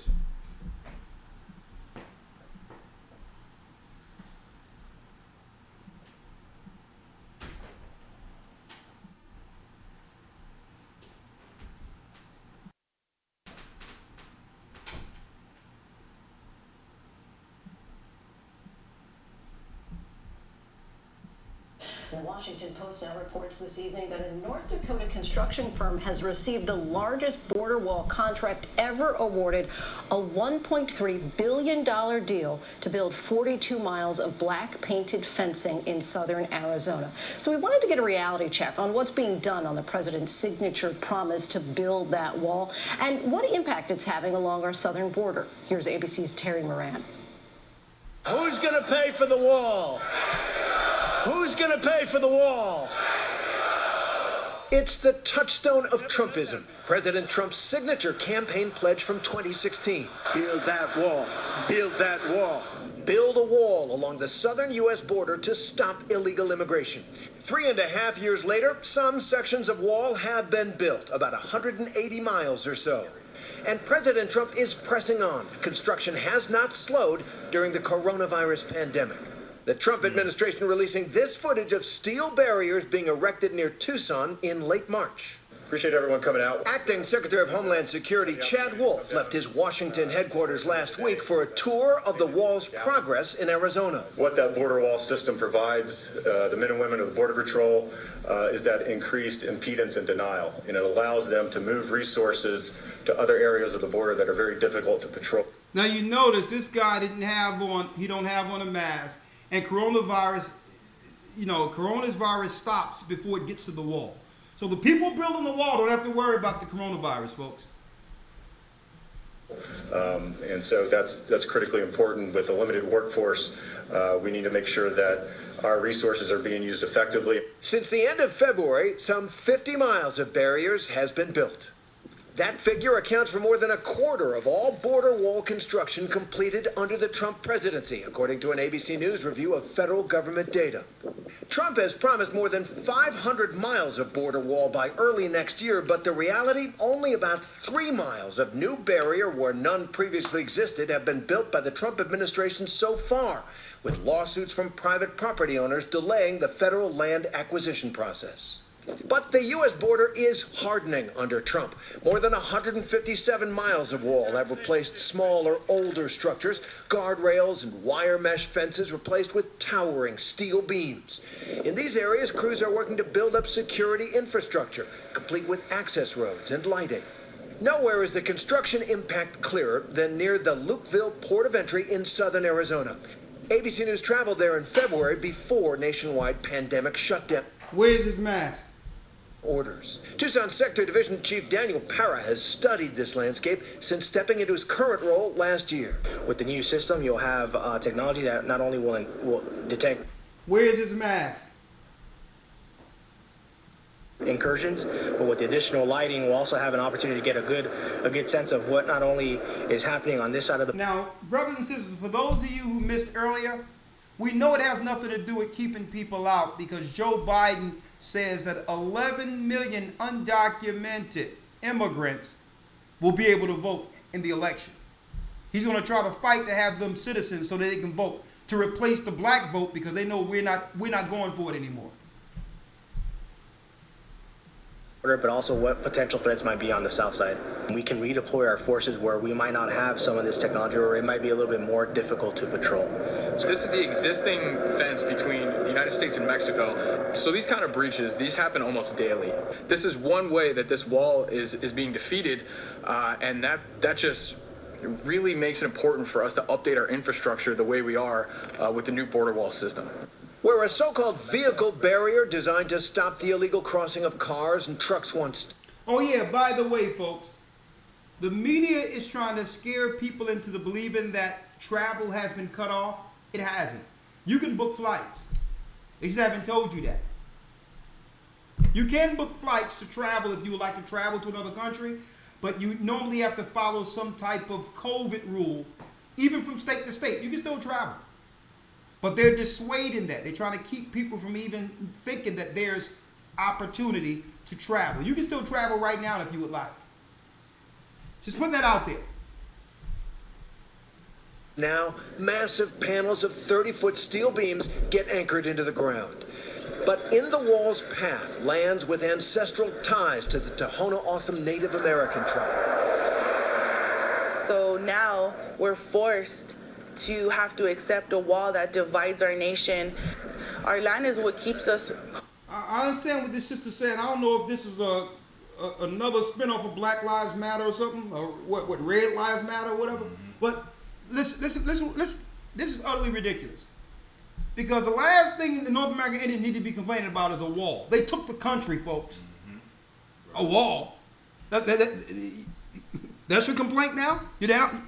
You done moved to, okay, the whole country, this land is my land, from this land is your land, this land was made for you and me. Remember that song? Mm-hmm. You went from the whole country to, okay, there's a wall there. Listen, you should have had up those signs in what? In 1830. Right. Happy, peaceful people. The Trump administration has issued waivers for several environmental and cultural heritage protection laws. Oh yeah, those signs definitely going to stop them from building that wall. Areas designated for wall construction. As far as I'm concerned, the wall crossed our people. We didn't cross the wall. Construction crews in southern Arizona conducted controlled. Well, I think we have enough there.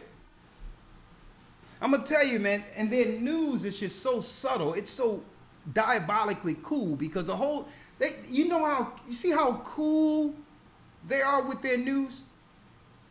They don't panic, they're patient with it, they're just methodically just acclimating you to the sword. This is what they did in 70 AD, folks. They burned some cities in Rome. Our people sitting back and like, yeah, man, I heard it was hot over there. Oh, well, it ain't gonna do with us. Then next thing you know, we were being investigated for arson by the Roman Empire. I'm like, man, we was in Nazareth. What are y'all dealing with? We're no over there in Rome. Now we seen y'all, right? Probably had some white dudes dressed around with fringes, with a little mud on their face, burning stuff up. You know how they do it. Some provocateurs, like they did with Black Lives Matter. Have some white people with some black masks on, painting Black Lives Matter. Same crap. They probably had some white people with mud on them and fringes burning stores up. Yeah. That's actually the story. Part of the story is that they suspected that there were troops that were dressed up like us. It was troops dressed up like Israelites, burning cities in Rome. Same thing. It's deep that you dropping that, Uriah. Same thing. They're doing the same. They're playing from the same script. Same exact script. Boom. And then what happens? Elder, this is Gabar. Can you hear me? Hey, Gabar. Shalom. Yeah, I can hear you, sir. Shalom, sister. Elder. I'm sorry. My apologies. I was talking to a sister earlier today. Shalom, Elder. This is just in. Nick Cannon sat down with a rabbi, Rabbi Abraham Cooper. Yeah. Okay. It's an interesting interview thus far. I want to kind of let you know. Maybe you could comment next week on this particular interview. It's 1 hour, 19 minutes long, and it doesn't sound so good. I heard 2 minutes and 50 seconds. There's a lot of apology, but I just wanted to let you know that he did sit down with a rabbi. And I haven't seen the whole thing. I think it will be interesting for us to maybe comment on the conversation that he had with this rabbi maybe next week. And literally, I just got a notification while I was listening to you, Elder. Okay. And then it was today, July 21st. Well, Elder, thank you. Interesting. I'm interested in knowing what's going to happen or what will and what route he's going to go after this conversation. Yeah, and he's in a very precarious situation, but you know what, Gabar, I support Nick Cannon anyway because the cat's out of the bag.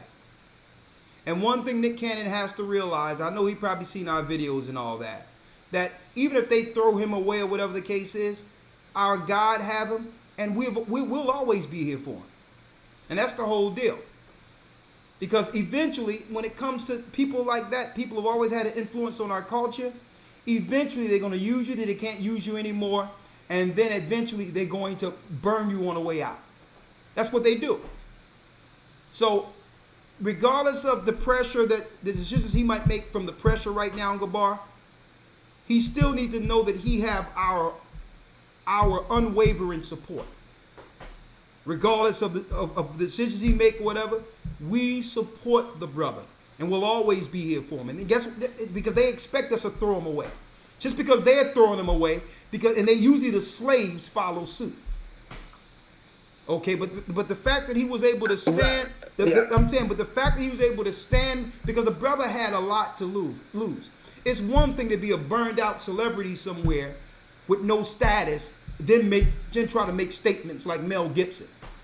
It's another thing to be in the prime of his career with everything to lose and make statements that would actually encourage our brothers and sisters to look into their true history. So I know he's being squeezed right now, and financially and otherwise, but we still have to let him know and let them know that he's sitting down there with, that regardless of them trying to break him, we will be here to cushion his fall.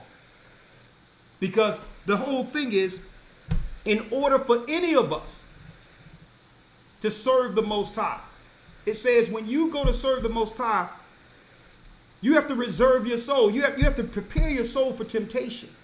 And when you're brought low, don't make haste. So when the Most High begin to bring you low, don't panic.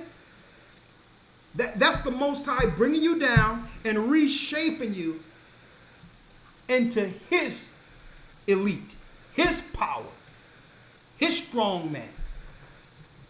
So the only thing that brother needs to hear over and over again out there is not that he sold out, because our people are quick to turn on each other. And I'm not going to do that because because the brother had much to lose, and he put himself out there knowing he had much to lose. So of course, they know what buttons to push. But I'm gonna tell you, but whatever they do, whatever the devil do, the Most High is gonna use it for his own purpose, because they think they're gonna humiliate the brother and have him beg publicly. But on the other hand, a brother who didn't know he was an Israelite is going to see that interview, and he's going to also click on the other tabs where Nick Cannon said that the real Jews were black, that we are the real Jews. Why can't we say that? So, hey, right. Anything else? Anything else? Other and like I said, I haven't seen the whole thing yet. I just got the notification. I saw 2 minutes and 15 seconds of it.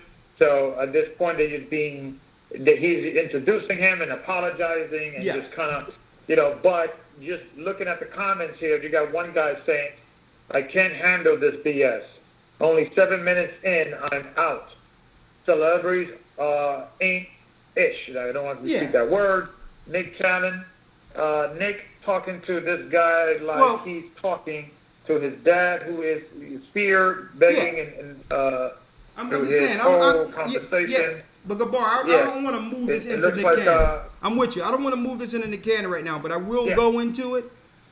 I will go into it. I want to move it into him because the whole thing is they're going to try to make him grovel, but I'm not. We'll deal with it. We'll go into it. I just feel sorry for the guy because I think he they didn't understand the powers that be and how swift they can move this guy. So hopefully we'll see what happens. But you're right. I think the damage is already done. The video's been viral, and the cat is out the bag. I think they can't stop this anymore. They might take his career, but I think he could bounce from this and things of that nature. But I think the overall picture is that the truth is coming out, and they can't stop it, regardless what they do. So Exactly.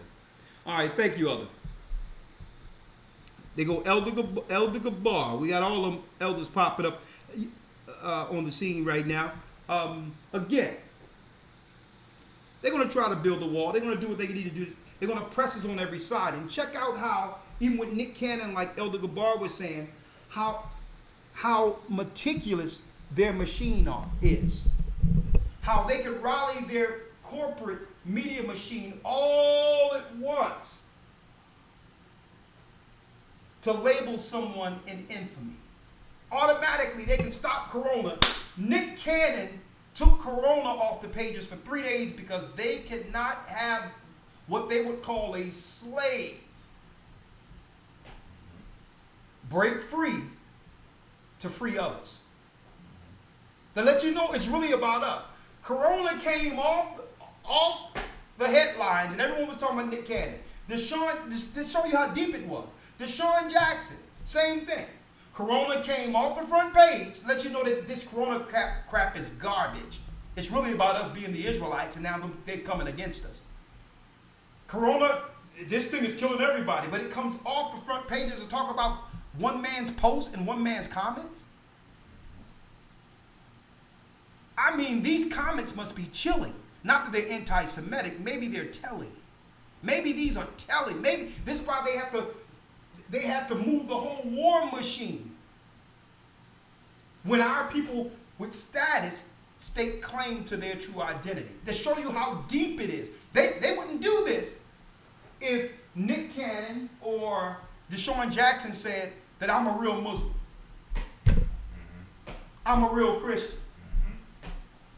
I'm a real Moor. Okay, I'm a real Egyptian. But soon as one state claimed to Israel, to show you how deep it is, they'll stop the media in the midst of what they call a pandemic to squash it. To let you know that they must know that we're the real people and they are fearful that our people will begin to understand that and come back to our God in numbers. They understand what that means for them. The Most High will actually shorten their time. The more our people come back to the law, follow Christ, renounce sin, begin to look out for our own and care for our own, put down the drugs, and become pious and lawful people. The moment we begin to do that, folks, Christ will set us free, and they know it.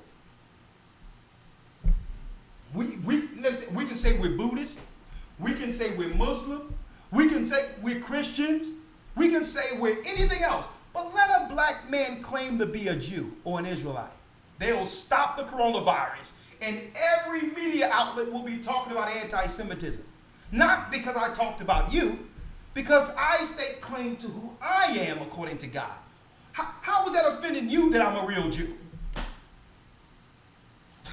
I believe that all of this is relevant to what we're speaking about building the wall, because along with building the wall, they're also building the ideology and the mindset that will cause everyone, both blacks, anyone who is down with this particular system, who is down with the ideologies, they're going to come against those who are claiming to be the real Jews, because they're changing the face and the narrative of anti-Semitism.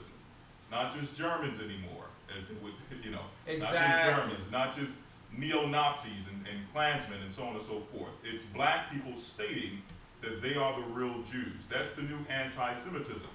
So that demonization is going to cause even our own people, as we've seen with this. You have black entertainers and black radio personalities coming and speaking in disgust at Nick Cannon. How can he say these disgusting remarks about the Jewish people, these anti-Semitic remarks? So that's what's being shaped before us, and it's very relevant to what we're speaking about, with this thing. Exactly. At the same time, they're looking to target the Jews or the Israelites in the communities. They're trying to do what?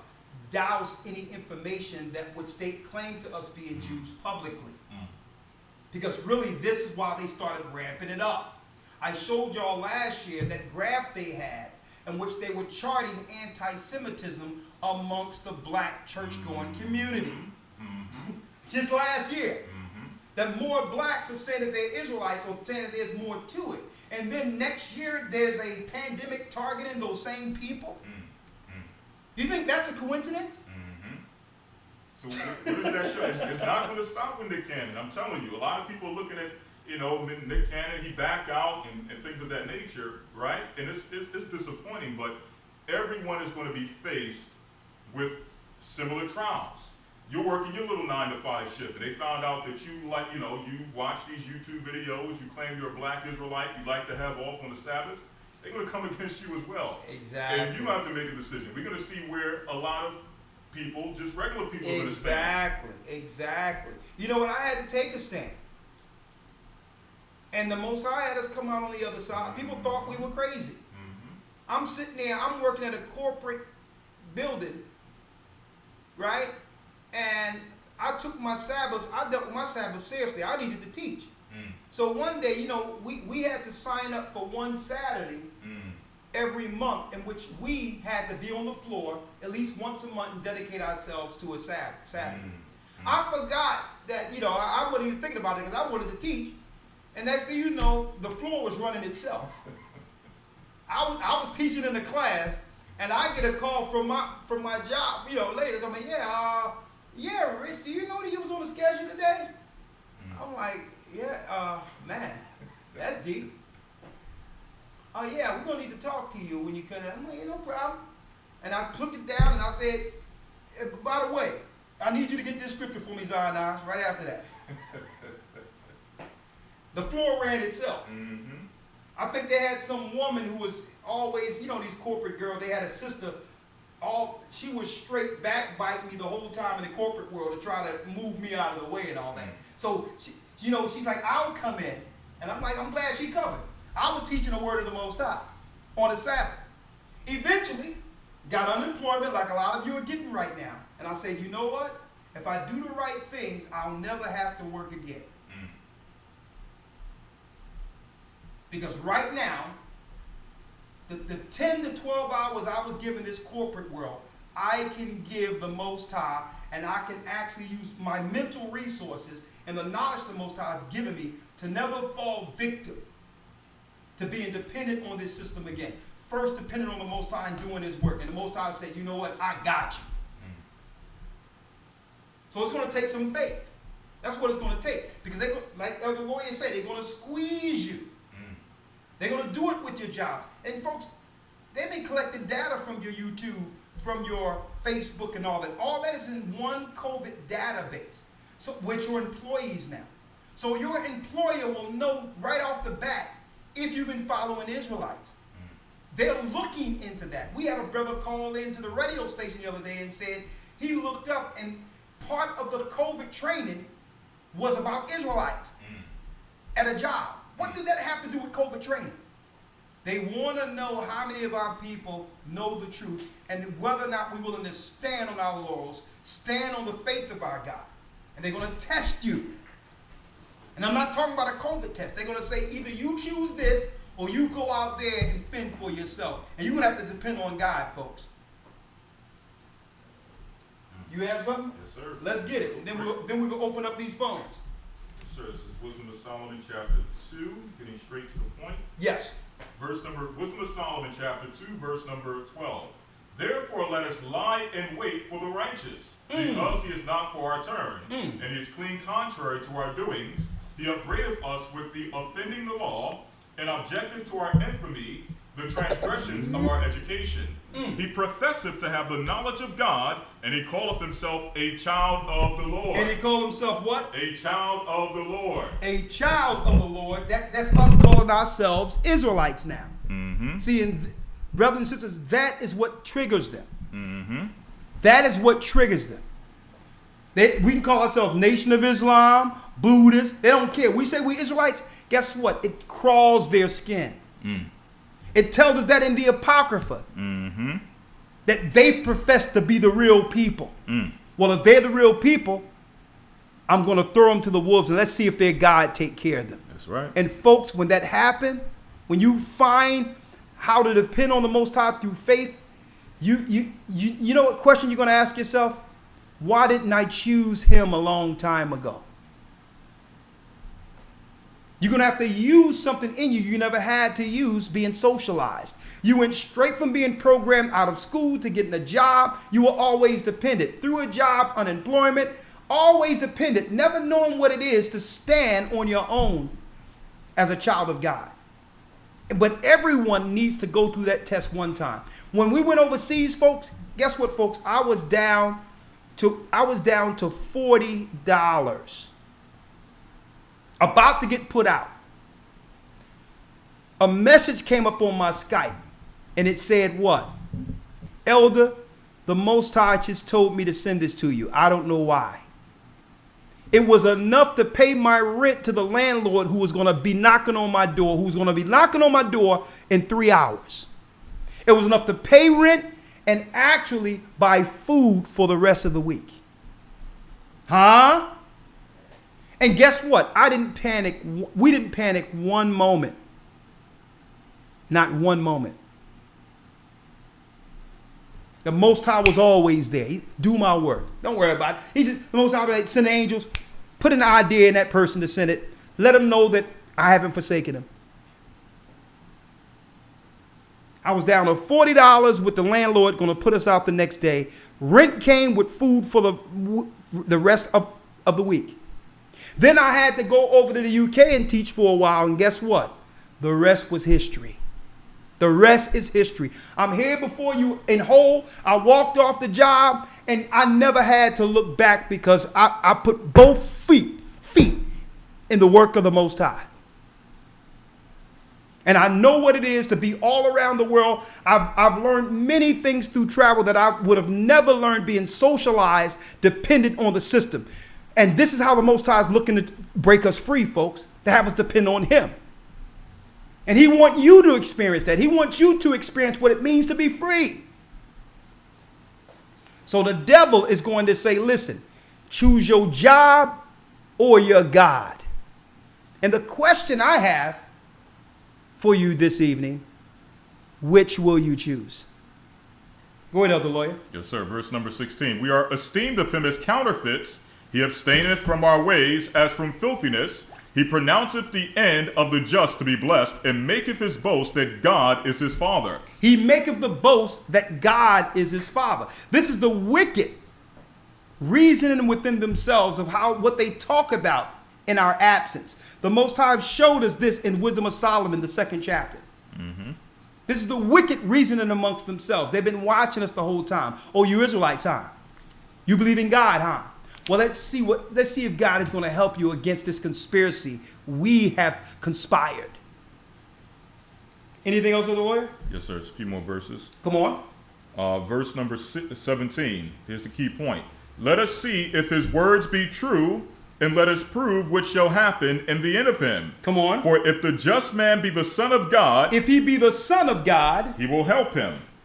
Their God is going to help them because they're going to need him. Come on. Yep. It says, for if the just man be the son of God, he will help him and deliver him from the hand of his enemies. Let us examine him with despitefulness and torture, that we may know his meekness and prove his patience. That's why they're trying to break Nick Cannon right now. They want to humiliate him publicly. They use him as an example. They could have just let it go, but nah. They're not forgiven. They don't believe in Christ. This is an opportunity to humiliate, make them grovel, make them beg. They're doing that on purpose. Let's see who the chosen now. Let's sit them next to a rabbi and have them grovel. Folks, and speaking of that, speaking of being free and working on faith, Elder Gabar and Amath, along with I Am Apparel, came bearing gifts before the broadcast. Remember we talked about these slave masks? Now, as you can see, the slave masks are cracked as if we're really breaking through the slavery. See, it's like we're breaking through, right? But then we got freedom shirts where Christ states, John 8:32, you shall know the truth, and the truth shall make you free. So when people are making statements with their mask, a slave, the shirt, which is a tandem, it's a set, lets us know how to break free.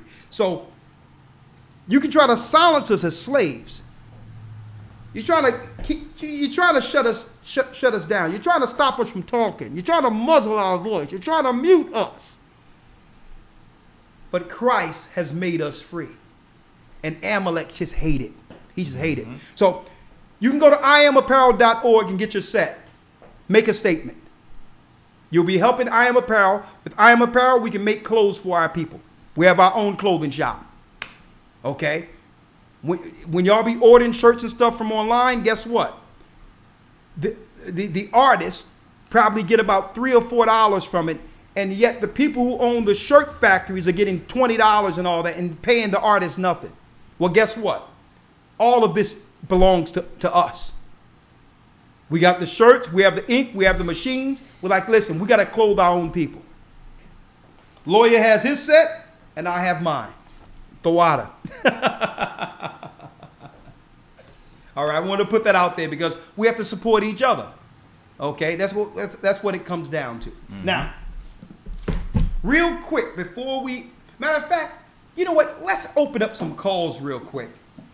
Is that you, Gadra? I don't want to open up some calls real quick. Yeah, I was just saying, I'm here as well with me. Okay.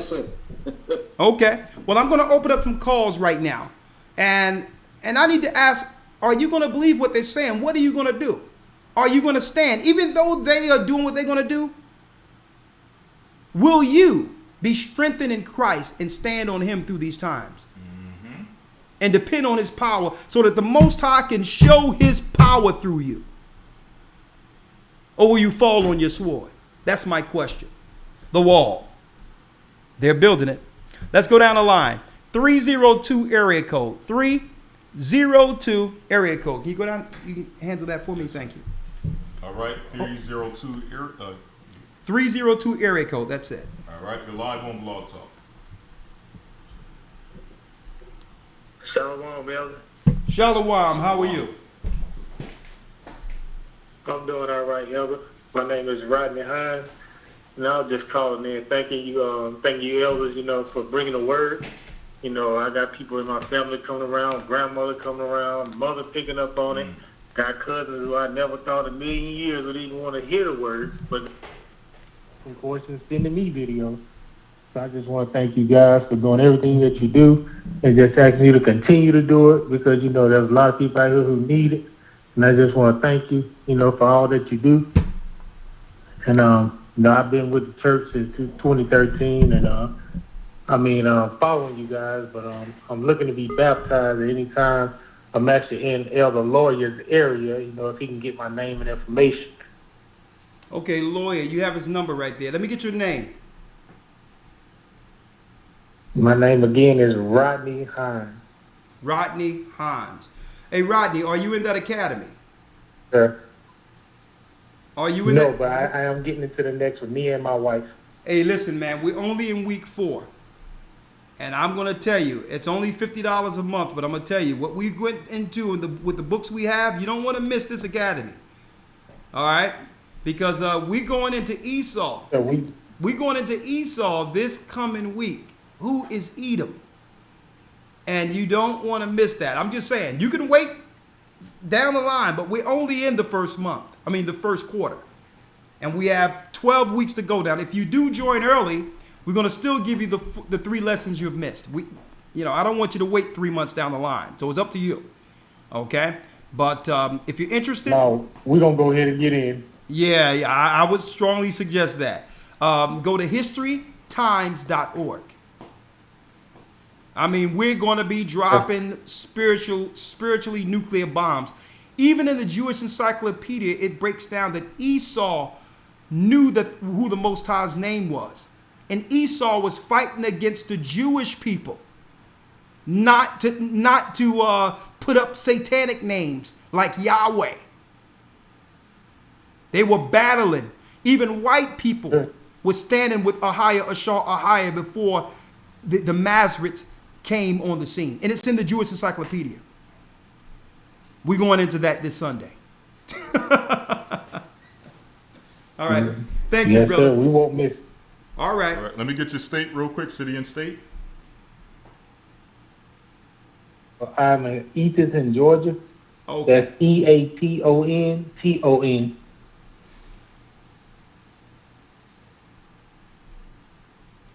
All right, the water, brother. All right, let's get the next call. Yes, sir. The water. All right, we're moving on to the 803 area code. Listen, someone says, I will sponsor someone that has never been in the academy, Richard Black. Man, we appreciate you, brother. We appreciate you. Thank you, brother. And we'll make sure we put that out there. Okay. Thank you. Send that email in so we can have you sponsor someone. That's fine. What a gesture. All right. What's the next call? 803 area code. 803. Hi, Elder Rawchaa. This is brother Akeem from South Carolina. Yes, bro. And I was listening to your topic about the wall. Yeah, Donald Trump is doing a lot of bad stuff and to Mexicans, and I don't think that's right. But I just wanted to get this out very, very fast. Like every time I go in a grocery store or a gas station, it's always a bunch of spirits in our own people, like black people. I'm not turning against black people. I love black people, but they just always give me a bad look. Like, and I be feeling like, like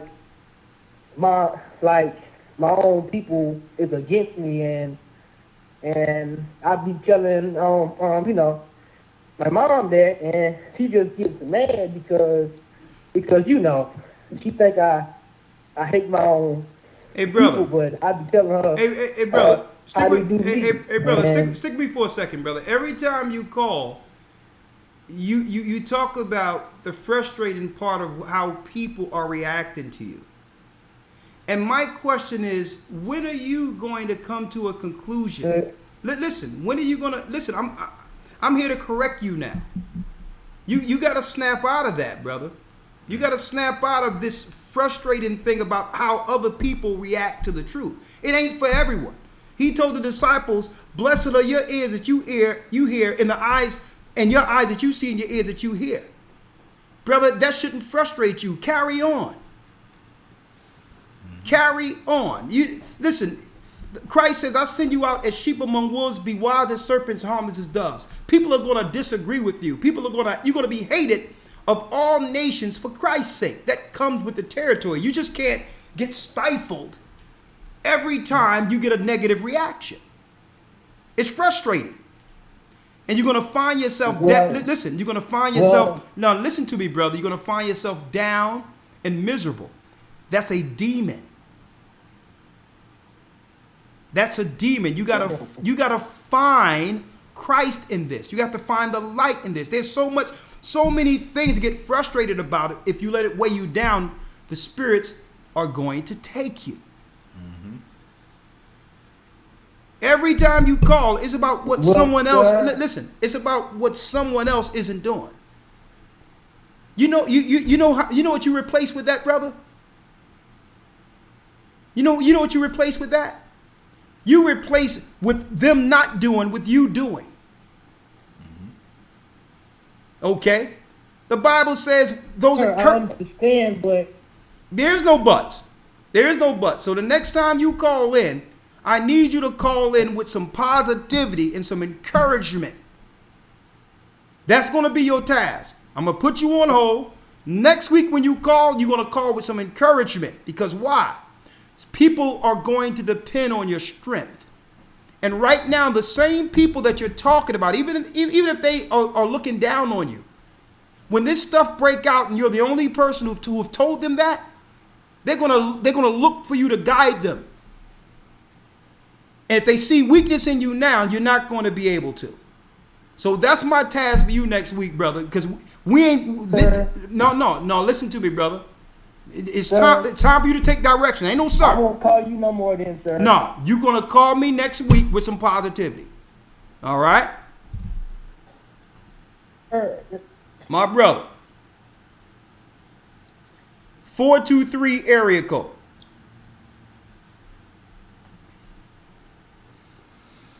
So that's my task for you next week. Hello? I'm playing in your background. Do us a favor. When we bring you in, 423, once we bring you in, make sure, brothers and sisters, make sure that you have headphones on and we're not playing in the background. Okay? Okay, you're not in the background. Turn it. And let me say this, sister, I'm going to hold you on. Hold on. Okay. The Bible says many shall be offended. Even Christ spoke with one that had much authority. Okay? And it's time for us, like Christ did. We got to strengthen these brothers. And call you to task. If every week you're talking about you being down, that's a spirit. And eventually it's going to come over the line, and I have to finish. I can't be down through this. Right. Okay? Because one thing about spirits, they carry. Now, I can take it, and I'll listen to every scenario. But if someone is coming with the same spirit every time, I got to understand what it is and break it. Nothing he's doing wrong. I don't believe brother said anything, but he's going to have, brother, it's time for you to step up and understand that what you're dealing with, Christ dealt with more and held his head up and didn't let it get it down, didn't let it get him down all the way to Calvary. That's right. You are the strength for our nation. That's right. You're the man. It's time to man up. That's right. Where she is, 423? Yes, sir. Shalom. Hello. Yeah. Shalom, elders. How are you? I'm blessed by the Almighty. Talk to me. I'm blessed also. This is Alake Chewy calling from Chattanooga, Tennessee. I'm with the Atlanta body now. And I was just calling because I wanted to comment on what's going on as far as things happen in the workforce, in this testing. I work for a jail, in the jail system. I'm a food service supervisor, and we were told that we were going to be tested, and I knew that we were, so I was expecting it. And several of my coworkers, along with myself, said that we were not going to take the test when it comes. And when they told us we had to be tested, I told them, well, I can't do it. I'm not going to be tested. And so they told me, well, we're not firing you, because I work for a contractor. So the jail itself told me that they're not firing me, but they will escort me out, and they'll see what they can do, because there was a religious exemption on the paperwork where you take the test. And so I should be able to have a religious exemption. So I said, okay, fine. I went home. I wasn't worried. I prayed to the Most High, and they called me and they said that the jail itself they didn't want me to come back, but the people that I work for was going to look into it. And I said, okay. So I didn't trust them either, so I called the human service human resources myself, and I told her what was going on, and she said, okay, we should be able to have you quarantined for 14 days and then just go back to work. They didn't want to do that, so they got lawyers involved, the contractor, and they fought for me, and I was able to go back to work in 14 days. And the people in charge at the jail, they looked at me crazy, like, oh, why are you back? I said, well, I was quarantined for 14 days.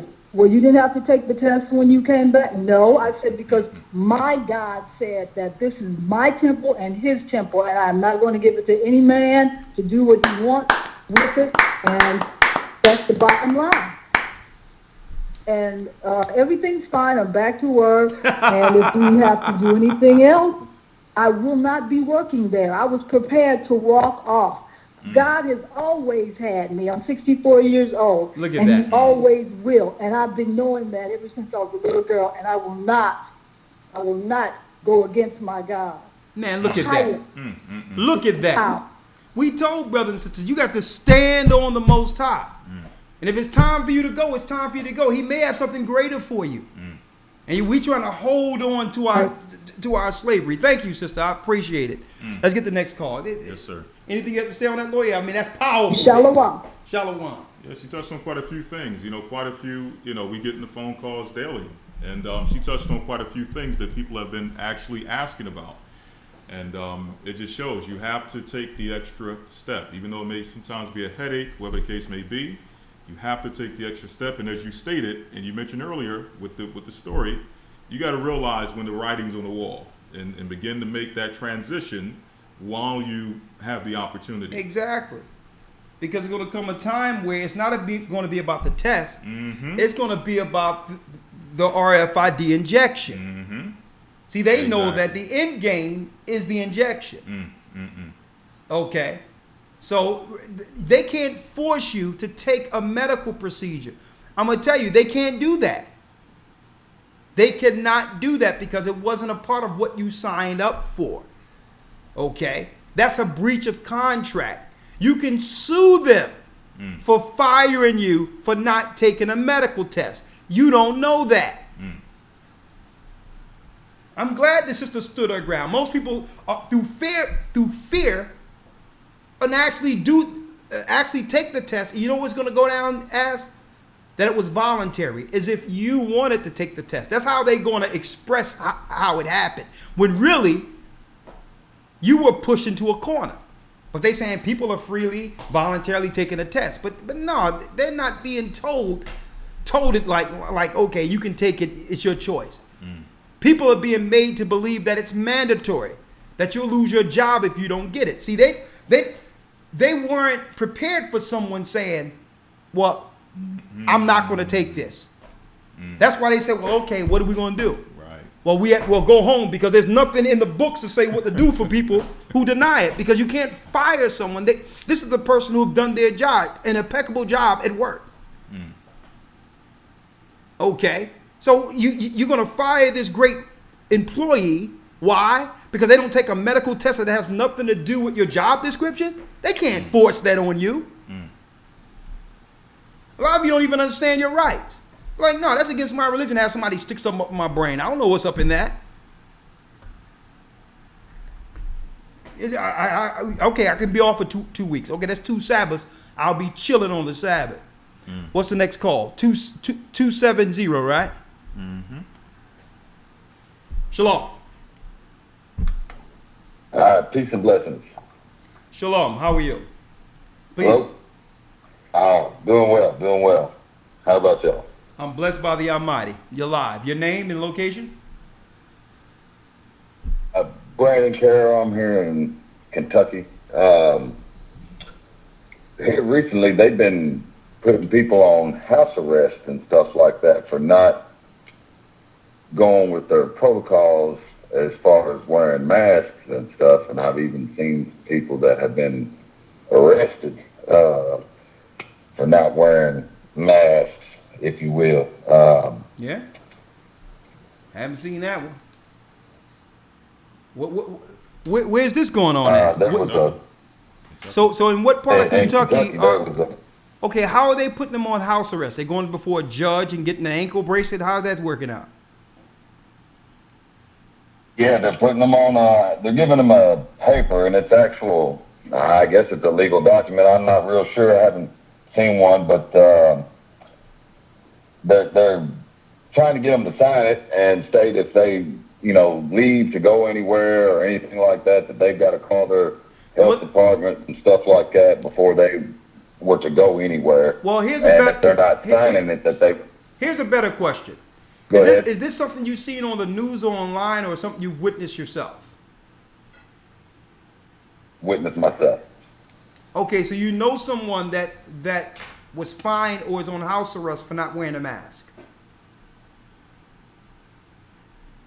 Not per se wearing the mask. Someone had tested positive as well, I think, and they were trying to put them under the quarantine, the 14-day quarantine or whatever, and they gave them this paperwork stating, because they had been in contact with somebody, that they're not able to leave their home. They had to self-quarantine. Okay. These people wouldn't sign the paperwork. Okay.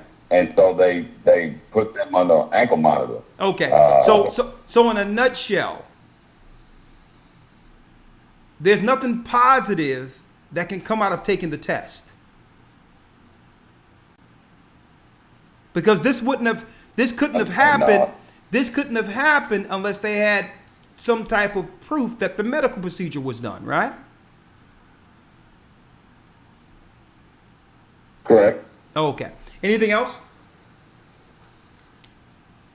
Well, I was going to ask, what's your take on the whole Planet X, Planet Nibiru thing, and like Donald Trump buying Greenland or something like that? What'd you say? I know it's kind of off subject. You was going to ask about what? The Planet X and Planet Nibiru or whatever it is. Okay. And Donald Trump buying Okay. I'm asking. Greenland. I know it's kind of off subject. I'm going to ask you, brother, what do Planet Nibiru have to do with Donald Trump buying property? Those are 2 questions? I don't know. Let me ask you this. Where did you hear about Planet Nibiru from? Where do you hear that at? It's just kind of been circulating, and I've been just kind of studying the stars and stuff. Because I know he said he would put the sun, moon, and stars and stuff for signs of the times. Brother, I don't know if my microphone is working. Can you hear me? Can you hear me? I ask you, where did you hear about Planet Nibiru? Where? I can't recall the exact thing. I just reading a lot of research on different subjects and stuff. It just. All right, let me tell you what's going on, brother. You're getting tossed to and fro in different winds of doctrine. Okay? And if you get tossed to and fro, you're going to miss the path. I'm a Bible man. Not once have I read about Planet Nibiru in the Bible. Have you? I've never seen it in text, no. Exactly. Now, there is a guy who was teaching about Planet Nibiru, and he's right now in Atlanta serving almost a lifetime sentence for raping children by the name of Dr. York. So maybe you want to set up a visit to that prison and ask him about Planet Nibiru. Because this guy was so ridiculous, that being that the Bible is something that he didn't want to follow, he created his own, called the Holy Tablets. So if you want to go down that wormhole, you can go there. But we're not here for wild, outlandish conspiracy theory concerning Planet Nibiru. That's for the satanic, molesting nut jobs that are out there. Okay? We're Bible people. Christ is coming, not Planet Nibiru. You with me? Yeah, I'm with you. All right, my brother, get in that class. Yes, sir.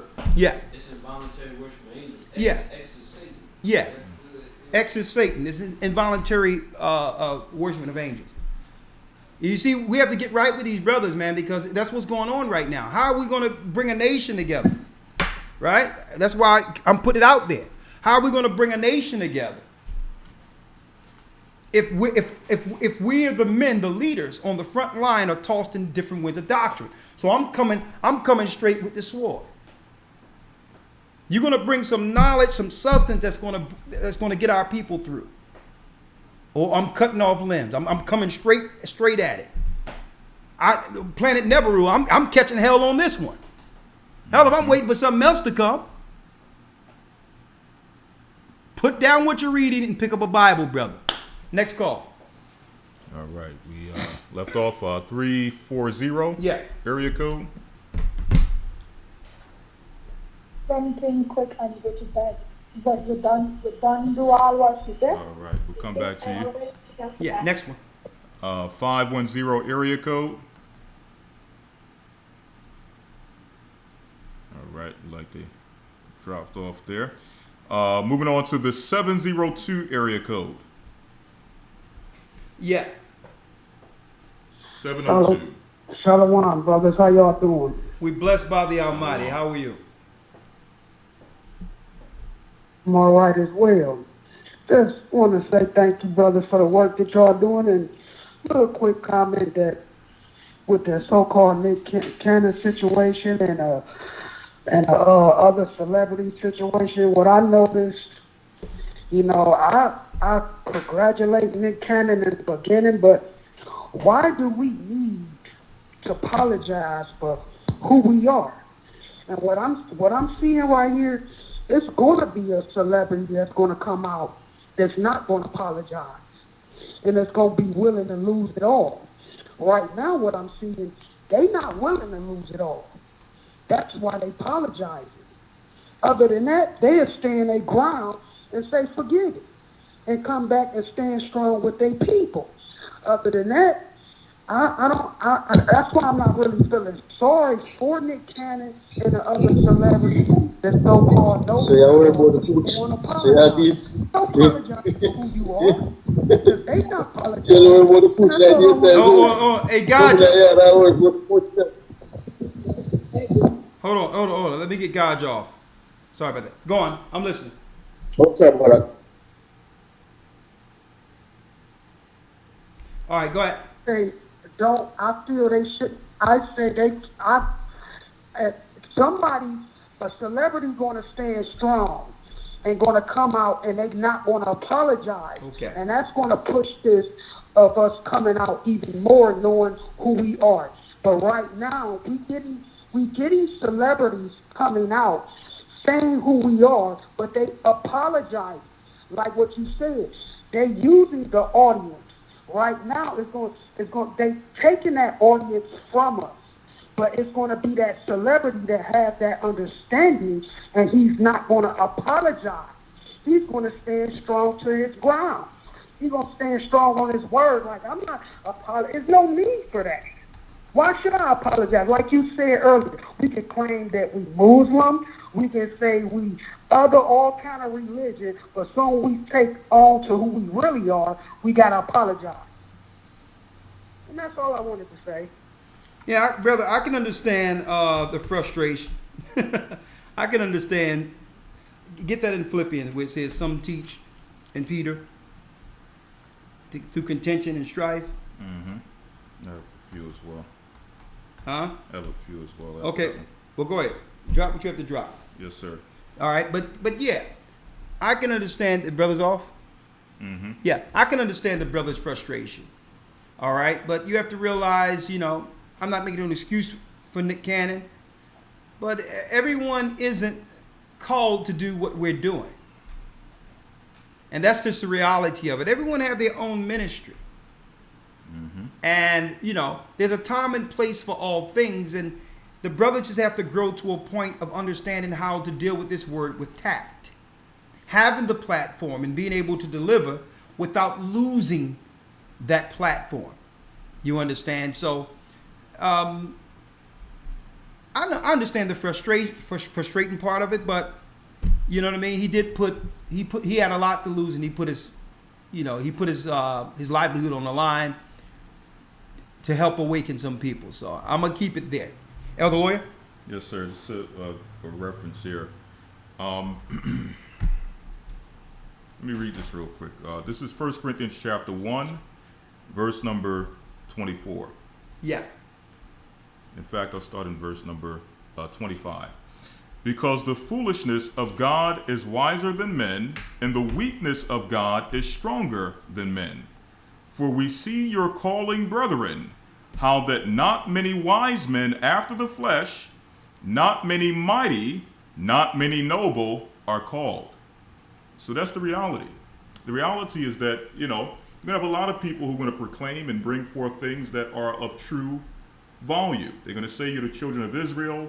They're going to show you images of black slaves and things of that nature, saying that these are the Israelites in Egypt and that these are our forefathers. But you have to realize, to fully make that conversion over to standing in Christ and actually becoming a believer, that's a step that not many are going to take. And the reality, you know, it was said a long time ago, the revolution will not be televised. Yeah. If we're looking for the revolution to come from people that are tied to these corporations that, you know, can't really speak for themselves and have to, you know, if you're looking for the revolution to come from there, you're looking at the wrong place. Yeah. It may bring some things that's going to give light, but at the end of the day, the Most High is going to call the lowly. Yeah. You understand? Yeah. There it is. He's going to call the lowly to bring this thing forward, man. Exactly. And I'm glad you made that point. And keep in mind that the Bible says out of 1,000 counselors have one. Yes, sir.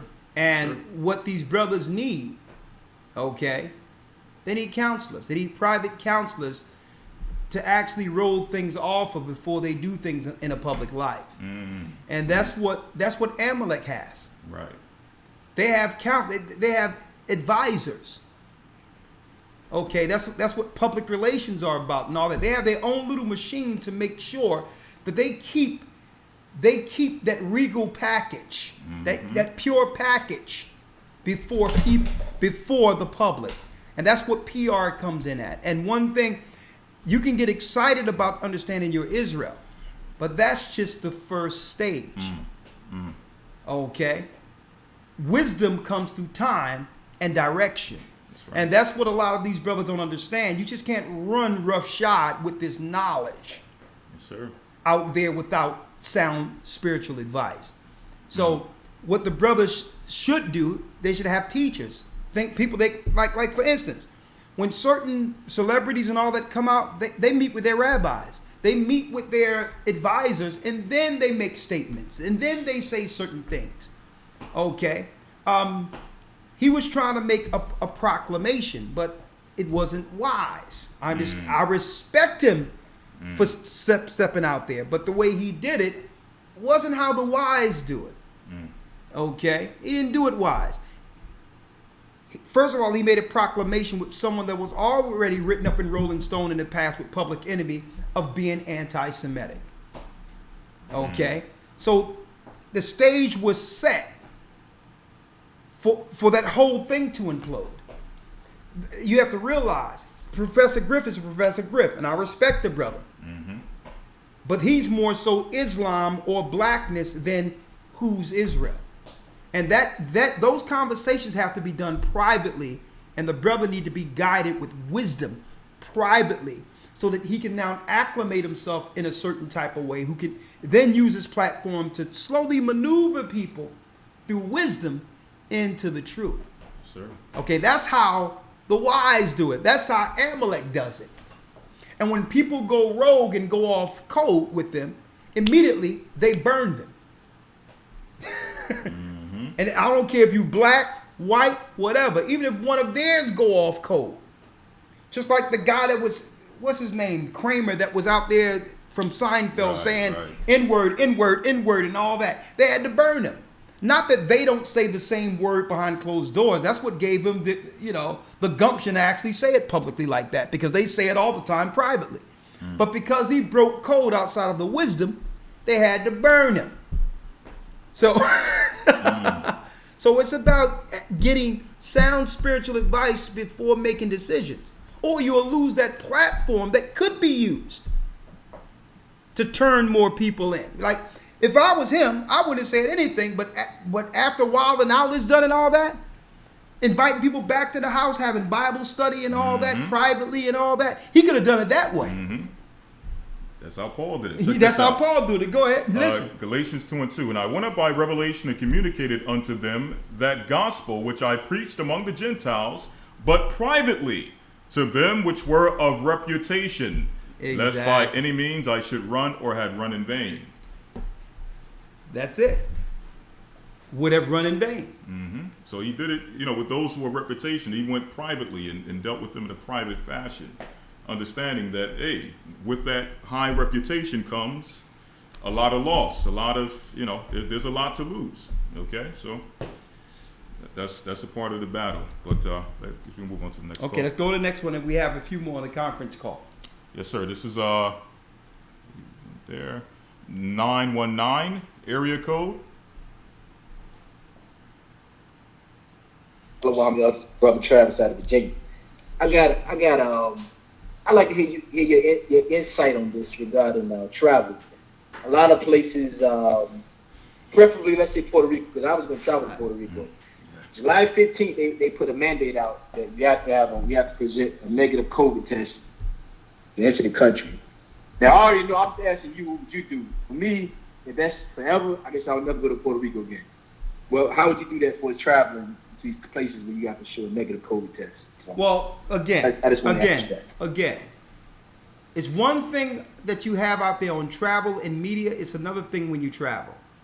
I know some people who traveled outside the country, and the only thing they had to do was follow the quarantine protocol while they were in the country. There was no test or nothing. So a lot of what they're putting out there in the media isn't being enforced by these countries. So what the best thing to do is you call the travel agency or you call the people that you're dealing with, and you get the detailed information like the sister did with her understanding her rights at the job. Well, that doesn't just stop there. I'm not traveling to be forced to take a medical procedure either. So I would like to support your country and bring some money and some finances in to help your economy while traveling right now. But I don't want to actually be at the behest of a medical procedure to do so. What steps can I take to still travel and forego that testing? And they'll let you know, well, here's the quarantine rules, or here's the reporting rules and all that, to make sure that you're not, whatever the case may be, A, B, C, or D. See, a lot of people not even searching for the alternative or the option. They're automatically looking at the mandates and believing it's mandatory. Okay, but you have to ask questions. I got you. So I see the loophole. I got you. Yeah. Well, it's there. If you don't ask for it, then okay. But if you're one not to take these particular tests, you have to call and ask and let them know this is against my privacy. I'm a healthy person. This is against my privacy, and this is against everything I believe in. Okay, I want to travel to your country like I've done many times before and actually spend money there. So what are the protocols? What is the protocol to travel there and not have to take this test? Because I'm 100% fine. Okay? Gotcha. All right. Yes. Bless Thank you. Okay, that's it, right?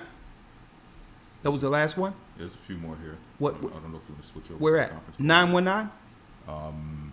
209. Right here? Yep. We just got Oh yeah, one but 919. yeah, but they don't have no. Usually, if you are on the line to actually make a comment or have a question, press 1. Right. Press 1 if you have a question or comment for the blog talk. 919. Yes. I think we just covered that one. We covered 919. Yes, sir. Okay, some just came in. Was that 209? Mm-hmm. All right. Shalom. No. 209, and then after that it's 850. Yes, you on our broadcast, The Wall. We brought out some history to prove that history is replete, and everything they're doing now, it's the same campaign that ran in 70 AD against our people in Jerusalem, the children of Israel. Talk to us. Shalom, elders. This is Ron calling from California. Shalom. Shalom. Can you hear me? Yes, we can hear you. Okay, sir. So right now in California, where I work as an EMT at a senior living facility, and right now we're being mandated to get tested for the coronavirus. Okay. And I already had a coworker get let go for expressing her feelings about not getting it, even though she had it already. And unfortunately, I got it once, but I'm choosing now not to get it anymore. And I just wanted to touch base with you guys and let you know that it's pretty serious here, that they really are serious about trying to force us to get tested. You know, my managers explaining to us if we don't get tested, they can't fire us, but they can keep us from working and things like that. And right now, I'm willing to lean on all my faith and choose not to get tested because they're asking me to get tested by next week. Hey, brother, And, why don't you lean on they didn't express to us brother, that there's a you can lean on a lawyer. Okay. On a lawyer. Yeah, you have to I find like out. that. You have to find out what your legal recourse is here. You have to find out. You know, you understand? That's how other nations deal with these things. Again, unless it's in the job description you actually signed up for, a job cannot force you to take a medical procedure. They can't. Not without indemnifying you and paying you for the hardship you're getting through pressure. So you have to, you Okay. understand. It's one thing. You don't have to be combative or negative and resistant, all loud and boisterous with it. It's a private conversation with your manager and say, "Excuse me, this is too intrusive. I mean, I didn't sign up for this. I understand what's going on, but I'm 100% healthy, and I didn't sign up for no medical procedures. And I'll do the job. I'll come and do extra work for you if you would like. But I mean, this is too much. I can't do it. I can't. You know, it's intruding on my legal rights here. I'm being forced into a medical procedure." Right? Okay. So, and then I did the first time. I'm saying, get in contact with the labor board. But speak to human resources and find out what's going on, and just take the proper steps. All right, take the proper steps. And I have one more question. I'm looking to get baptized along with my wife and my son, and I'm soon to have a daughter born in October. And I want to know how I can do that. I haven't heard any churches in my area. I just want to know maybe if you can help me with that. Okay, what area you live? What do you say? California. Oh, California. Yeah. Straight Okay. from California. Okay, yes, we have Elder Rawchaa. He's here with me now, and I'll make sure we'll relay your number to him. Okay. Thank you, Ricard. Okay, bless you. What's your name, brother? Your name? My name is Naram. Who? My name is Naram. Naram? You said Naram? Yes, my name is Naran. Naran, okay. Yes, Naran. Gotcha. Okay, bless you, brother. Man, it is hot in here. Yes, sir. Excuse me if I'm coming off a little. Man, torturous. I'm gonna have to switch this up. Yeah. Because this air, man, it's. I mean, listen. This air ain't working. It's doing nothing. All right, 850 area code. Shalom, Elder. Shalom. How are you? Elder, you hear me? Yes, we do, sir. All right, I'm doing good. My name is Beth from Tallahassee, Florida. Yes. Okay. I was calling, or I'm in the chat to say that with the vaccines and everything, I like to tell folks that I was a recipient of a real powerful vaccine. I don't know what they gave me when I was in the military.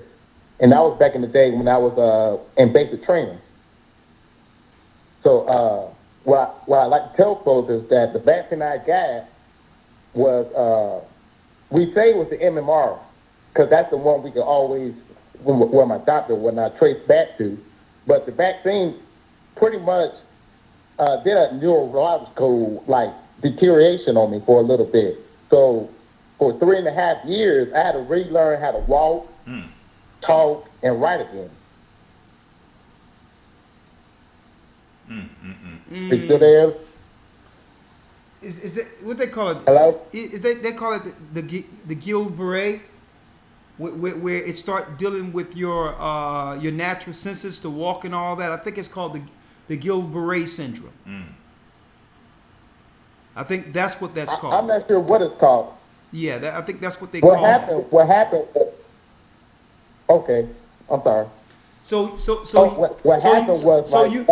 you know hospital. So you know for sure 100% that it was the vaccine that was administered that ended up messing your whole body up. Are you still exhibiting effects from that vaccine? No, every once in a while I have a little trouble, walking. But this is the crazy part, Elder. It's going to make you kind of watch your head. The military knows what's going on. Because when I first went to the hospital, I had 12 doctors look at me. Nobody knew what was going on. And by the grace of the Most High, and this is before I knew the truth. This is before I knew y'all and everything, or GOCC. And I always believed in the Bible and understand that a test like this will come one day, and you just have to, what my mom used to call the Job test. You just got to go through it and don't complain. So when I went to the next hospital in Tallahassee, they found out that they used some steroids or whatever. I think about 2 or 3 doctors checked me out because they never seen this before. But when I did my research on what happened, I learned that it happens to 1 in 100,000 people, and out of all those people, a lot of folks die. So when I went back to my drill hall, I heard a few other people say they saw the same thing happen to a lot of other soldiers, but they died from it. So one day I got a phone call from, I don't know where, it was from North Carolina, some military facility, and I don't know how they got my number, but they started, I got all the documentation from emails, from military emails and everything, just checking up on me. And then I got a call one day from Washington, D.C., from a big-time doctor up there. And he talked to my physician doctor down here. And, man, they took all kind of information. They made a PowerPoint presentation. I mean, some crazy stuff. And I guess they had a meeting. I never heard from them again. But, brother, it seems to me that you became a case study. You became a case study because this is how they study. This is how they study genetics. And if they have a strain that they know that'll knock out the normal person, but yet you have a genetic bloodline that can fight against it, it becomes interesting to them because the original vaccine experiments started through military in the early 1900s. They were they're the guinea pigs initially, but now it's our people. Now, what happens is, now that you became something that's going on with your genetics that's stronger than that vaccine. That's why you became a case study, because they need to understand use your blood and all that next to be able to really make that vaccine lethal and deadly. So it's all military. Don't forget, there's different levels to warfare. Germ warfare is part of the Pentagon also. It's part of the military. It has always been. So that is germ warfare. So, brother, I'm glad you made it through. But yeah, the majority of the time what they'll say, because usually it'll scramble people's brain, and you'll come back home scrambled, and what they'll tell the family is you're dealing with post-traumatic war syndrome, when really it's the vaccines that's scrambling the brains. But go on. And I think that's what really saved my life. I didn't join the active duty. I did the National Guard, so I came back home, and I was perfectly fine during basic AIT. For about 45 to 60 days later, when I was home, it hit. I mean, I went from I lost I think about 17 pounds in 2 weeks because I wasn't eating, I wasn't walking straight, I couldn't talk. I talked like I was drunk all the time, and I couldn't write. It was like I was writing very itty bitty, and it was just a crazy time. But then, probably about 2 years later, my brother's the one who really found y'all on YouTube, and I watched and everything, and then I saw one lesson, and that's what to your original question. I'm all in. I've been all in for the last 7 years. I mean, people around here been thinking I was crazy. But now I got people all in my DM taking what's next or what's going on, Glenn. But people thought I was crazy. It's like I wasn't crazy. It's just listen. You knew me since we was growing up.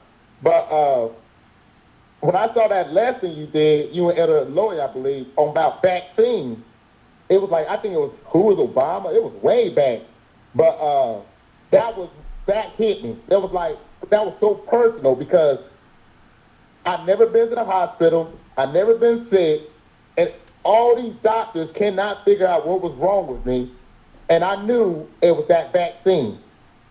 And on top of that, I told my mom that. She said, I thought I told her this before. She said that when I went to that battalion to get our last shots or whatnot, they took me and put me over by myself and said that I only had to take one shot, while everybody else only had to take 2 or 3 shots. And I was happy. I was like, okay, just one shot. But that, I think that shot was something special. I don't know what that shot was. 90 seconds. When I saw that lesson with the lady on it, the doctor lady who was talking about the pandemic or whatnot, I knew that was it right there. All right. Well, thank you, brother. Whatever she was talking about, that was it. Well, thank you, brother. I'm glad you made it safe. I need to get to these calls, okay? Okay. Yes, sir. Thank you for your testimony, brother. All right, 910 area code. We're going to take 2 more, and then we're going to open up the conference call. 15 seconds. Take 15 minutes more of the conference call, and then we'll wish you all Godspeed. 910 area code. 910. Come on, elders. Shalom, you're live with the Gathering of Christ Church, The Wall. Talk to us. My husband and I, we have been in the truth since 1989. And we've never looked back. And we have seen it all, because we both of us served in the military. And even back then in the 80s, they were trying to give us vaccines and telling us, oh, this is for your own good, and it'll prevent you from getting 10 seconds. Germs. They were concocted in the laboratory, but I never took it. And I don't even believe my husband did either, but we had a lot of friends that did, and it did not go well for them. And, you guys are really a blessing. You really are. And I've been in the academy for, I think this is my 5th one. And I really love it. I'm enjoying it. I really am. Praise the Most High. Well, thank you, sister, and bless you and your husband. All right? I appreciate you. And thank you for your testimony. Hey, a lot of people are waking up. I mean, think about it. Christ wouldn't go for someone shooting all types of baby parts and cow pus and pig pus, baby fetuses, mercury and aluminum. Think about it. It's a neurotoxin. I know a lot of people, our people say, well, neurotoxin. We don't know what that means.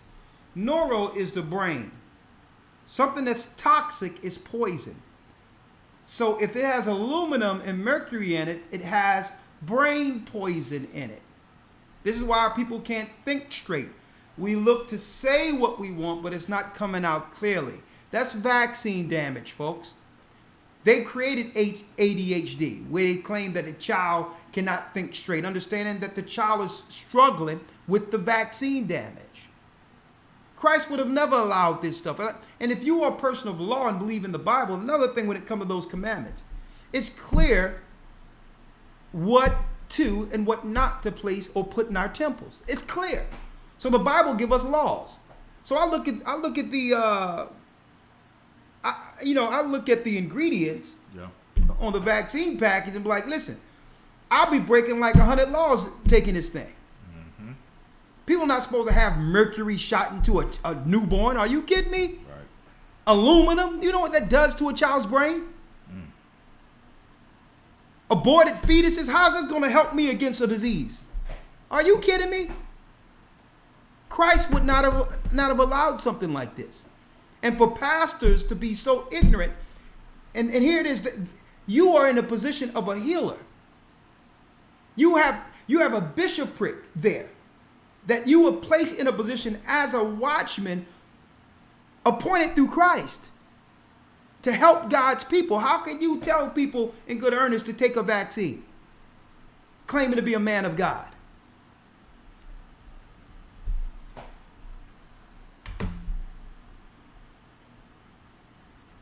Man, the world, man, let me tell you, the world have lost total common sense. I've had stories where mothers then gave baby a vaccine, and the baby scream like she've never heard before. A baby. Who could do this to children? And then the next day, the baby's not moving. Dead.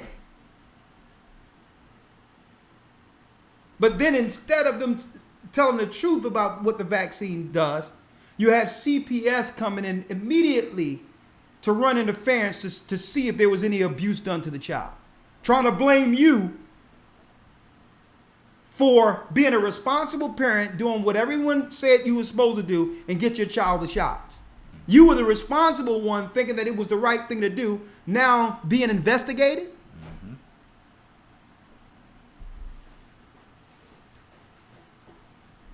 You gotta wake up. Christ wouldn't have allowed this, man. And this is why they wanted men out of the homes. This is why they wanted men out of the homes. Because hold up. I don't know about the CDC or nothing, but you the guy with the vaccine that killed my child. Okay? I'm not even dealing with Bill Gates or nothing. You should have known better. This is why they wanted men out of the home, folks. So that they can have access to our women who are easily agreeable to have access to our young men who would be the next leaders of this earth, according to Christ, according to the Most High. Why do you think the vaccines target our brains, folks? And I know I'm digressing down this hole, but this whole thing rubs me the wrong way. Look up SV40 when you get an opportunity. S as in Sam, V as in victory, 40. Where they use chimpanzee organs and all this with other cancers, claiming it was for the polio vaccine, was targeted towards black people, killing us, destroying us, breaking us down, giving cancers through vaccines.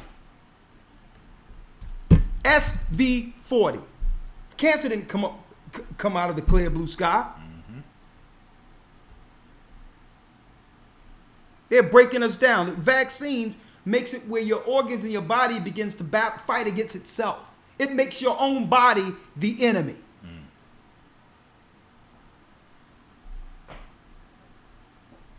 228 area code. Shalom. Yes? All right. 228. All right.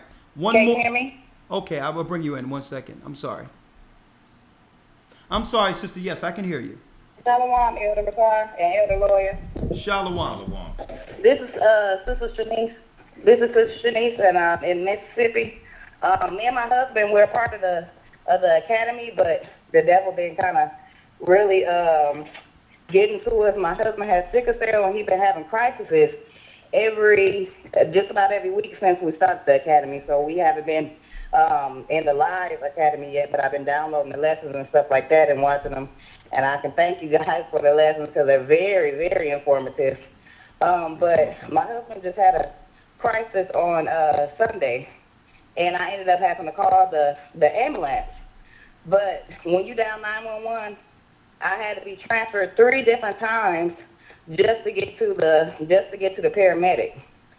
And then when we get to the hospital, then the doctor, basically they treated me and my husband like just really, really bad. The doctor, she tried to give my husband some Haldol. And me being, the type of wife that I am, I'm like, I thought she said Toradol, but she didn't. And she said Haldol, so she spelled it and I looked it up.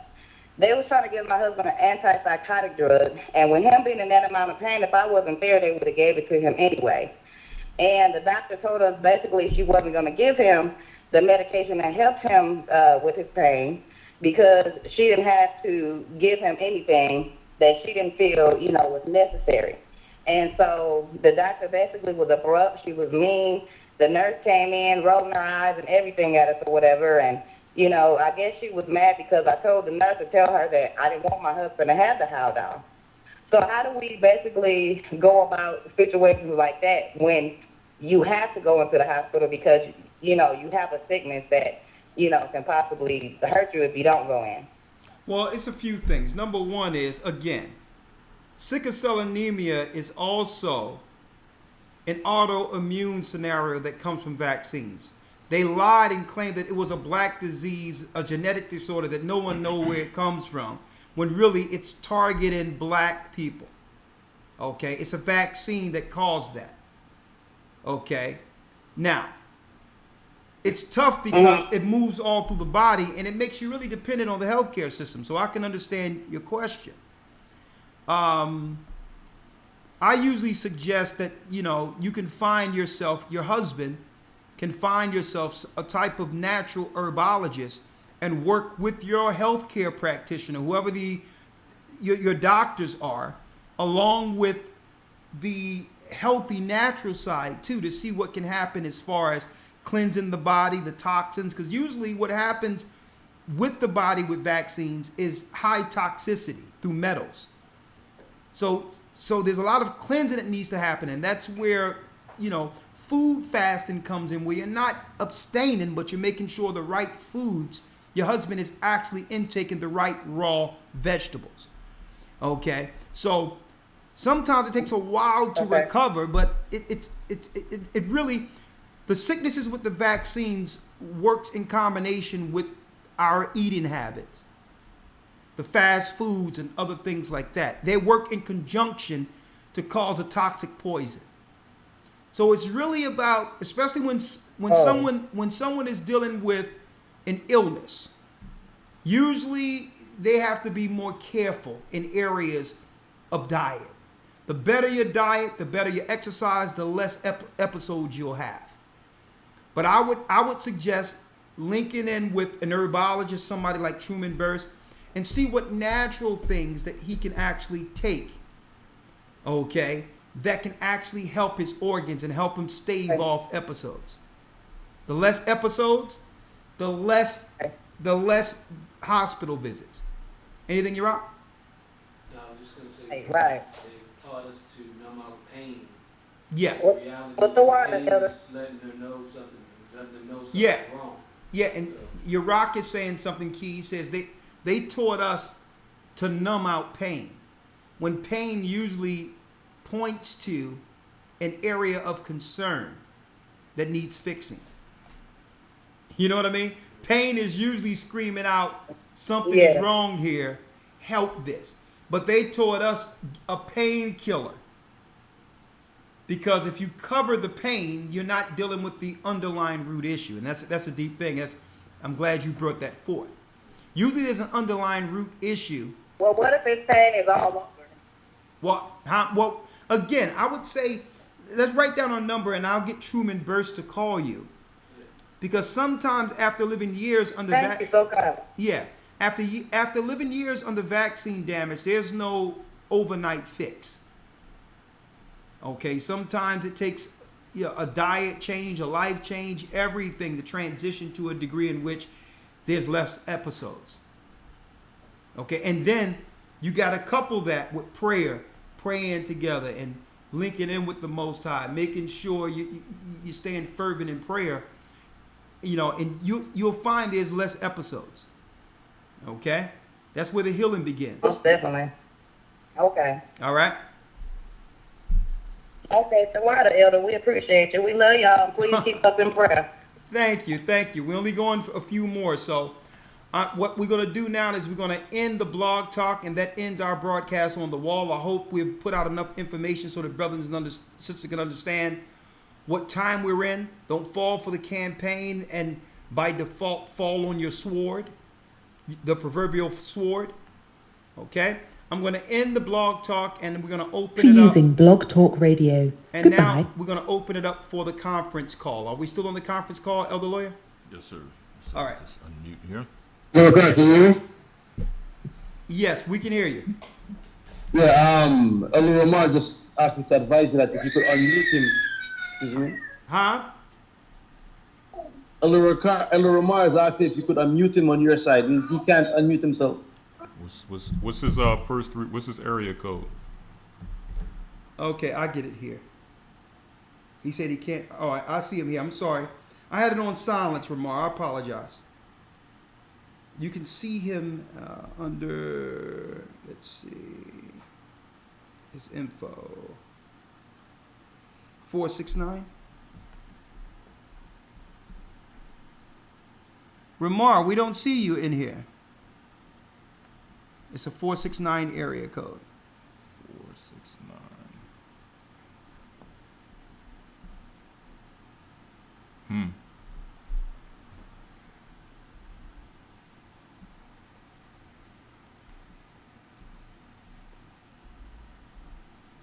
See him?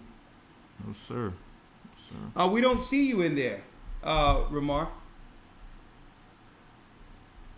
We don't see your phone number. But anyway, can we let them in? I will have to log in as the host. I'm logged in as just a joint member. Okay. So I can come out real quick. All right. We're gonna come out and I'll let. Don't worry about it, Ramar. We'll let Lawya come in as the host real quick because we don't see your number for some reason. And we're only gonna take calls for the next 15-20 minutes. We're out at 9:30, okay? The wall. 15 minutes. It is hot. Man, it is hot. Lord have mercy. All right, let me check for him one more time. Yeah, he's 649. Oh, it's no, it's 469. 469. Yeah.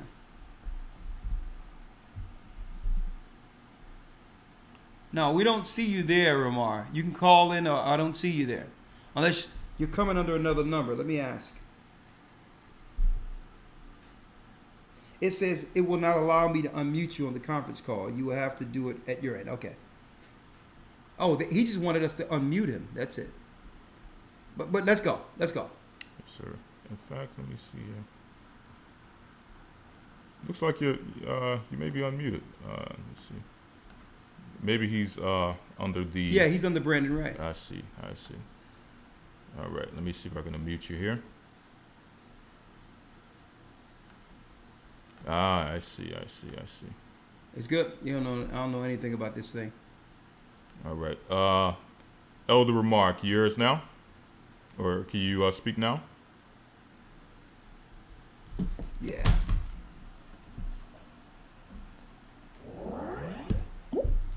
You should be able to hear him now. You there, Ramar? 1 second, folks. Here you go. Just plug that in there. All right, the wall, we got the conference call. If you have anything yet to say, will you stand in this day? Any testimonies you have? We only got a few minutes before the broadcast ends. All right, I'm seeing bars coming through on your sound. Okay, that's fine. Well, I'll just let's go down the calls one at a time. All right, we have 330. Let me make sure. Hold on. Let me make sure here. 1 second. Okay, internal mic will be input. We have that, right? And the output is we good. It should be good. All right. Now, did you make sure inside this the audio? Yeah, we good. All right, let's go. All right, 330 area code. Can you hear us? 330 area code. It's weird. It looks like sound bars are coming through, but there's no sound.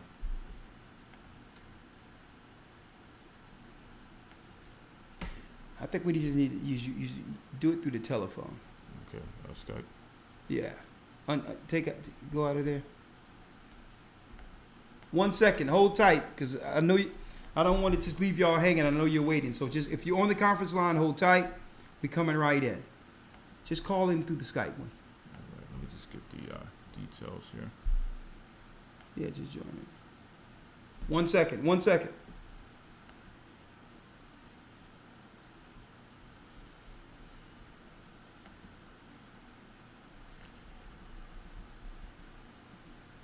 Boy, is it hot. Oh, man. I can't do it. Talking about the coronavirus. You think coronavirus can survive this heat? Hey, Elder, speaking of the heat, right? You know there's a hurricane headed for the Americas, right? Yeah. Yeah, there's a hurricane watch out there right now. Headed on the trajectory of Caribbean, headed towards the States. Yeah, I heard about it. I said it earlier that I expect this hurricane season to be very wicked this time around. I think they're gonna really engineer the weather this time, because this heat is not normal. You talking about the heat where I'm right now? Yo, it's different. You with me? Yeah. And it's nighttime. Nah, not like that. Yeah, people with masks on. Yeah, I know. Hold on a second here. There it is right there. Yeah, that's it. What you got? You have it? Yes, sir. All right, if you hold it on conference, we're going to bring you right in. 712-451-0439. The Wall is the same campaign they used against it in 70 AD, and it worked before, so they rolling it out again under coronavirus. Welcome, and thank you for choosing freeconferencecall.com. You're helping people around the world communicate their...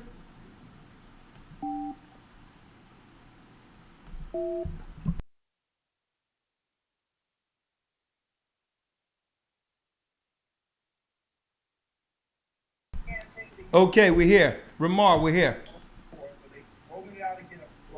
Welcome, and thank you for choosing freeconferencecall.com. All right, let me just unmute this here. Are we out of it? Yeah, we're in there. I just have to okay, unmute it. Okay. He's there, so you just take this one out altogether, right? He'll he'll deal with it. Okay. Yeah, just get us out of there and we'll go through the phone call. All right, Ramar, we good. Unmuted. Leave. Can you hear me, Elder? I can hear you. Can you hear us? Yes, I can hear you now. All right, let's go. All right, I got Damon on from Ohio. From Ohio, come on in. Hi, Elder. I want to thank you, Elder Rawchaa, and also I want to thank Elder Lawya as well, because I finally found my home, and it's been a while. It's been a while. And me and my wife had been going through a lot, going back to try to find the truth. And I wanted to say thank you very much. I want to thank you for me being able to find the Cleveland GOCC. Hold on. Hey, Ramar, I'm hearing some extra activity in the background. Yeah, Damon, you gotta mute your TV. Mute my phone? Yeah. Mute TV. Yeah, you can't hear us and talk with us too. Okay, she just muted. My wife just muted the TV. Okay. All right, go on. I'm sorry. So I wanted to say I want to thank you very much, and you guys have been informative to me. I had just finished my last Hebrew Bible Academy. I had just got my certificate. So I would like to, thank you, and I'm in the new class now. Praise the Most High. So I want to thank you very much, and I want to thank you very much for being, so vocal and letting us know who we are, and letting us know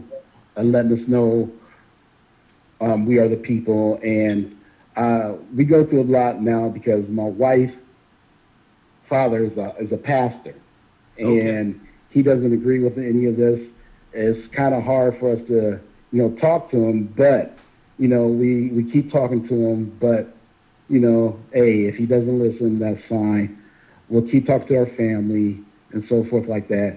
And Elder Lawya was the one I sent him a message about the pastor I was under, because I was under a woman pastor at one time, and she was in the truth, and I left because I knew this was wrong. And I had, left out of there without no explanation to her or anything like that. But I had sent a text to Elder Lawya and asked that I leave wrong.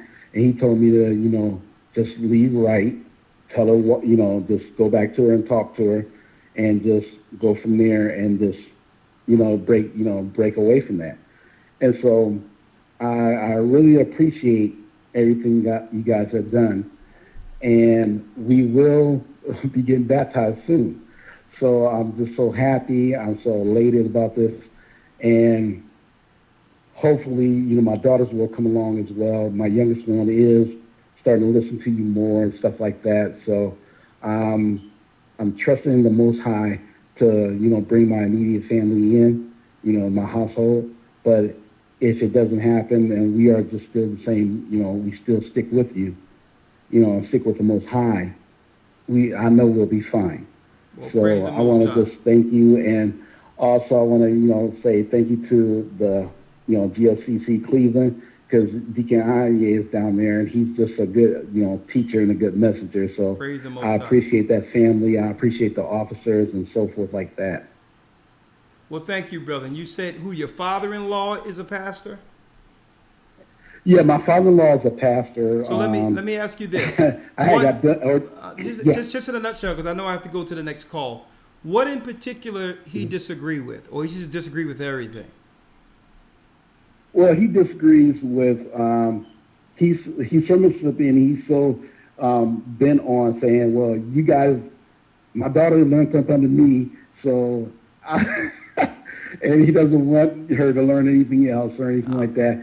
He just, it's just, he's stuck in his ways. Oh yeah. So it's not. It has nothing to do with the information more so than the fact that his daughter is learning something outside of her upbringing. Right. Exactly. Yeah. And you know what? Exactly. That's a valid concern. I can understand it. I can understand hearing something that you've never heard before, and then going online, because I know he pulled up Israelites before, and they let some of the most heinous examples stay out there on YouTube on purpose to dissuade those who are actually looking into things. Like, we can bring out this history. Like, we brought out history tonight, and they probably want to take this down because it was historically sound with us connecting historical dots. But they'll leave someone up that says rape girls. All right. But anyway, I digress. Thank you, brother, and welcome to the family. Everything good? Thank you. Thank you very much. And you be blessed, brothers. You be blessed. And thank you very much. All right. Bless you. All right. Let's get the next call, Ramar.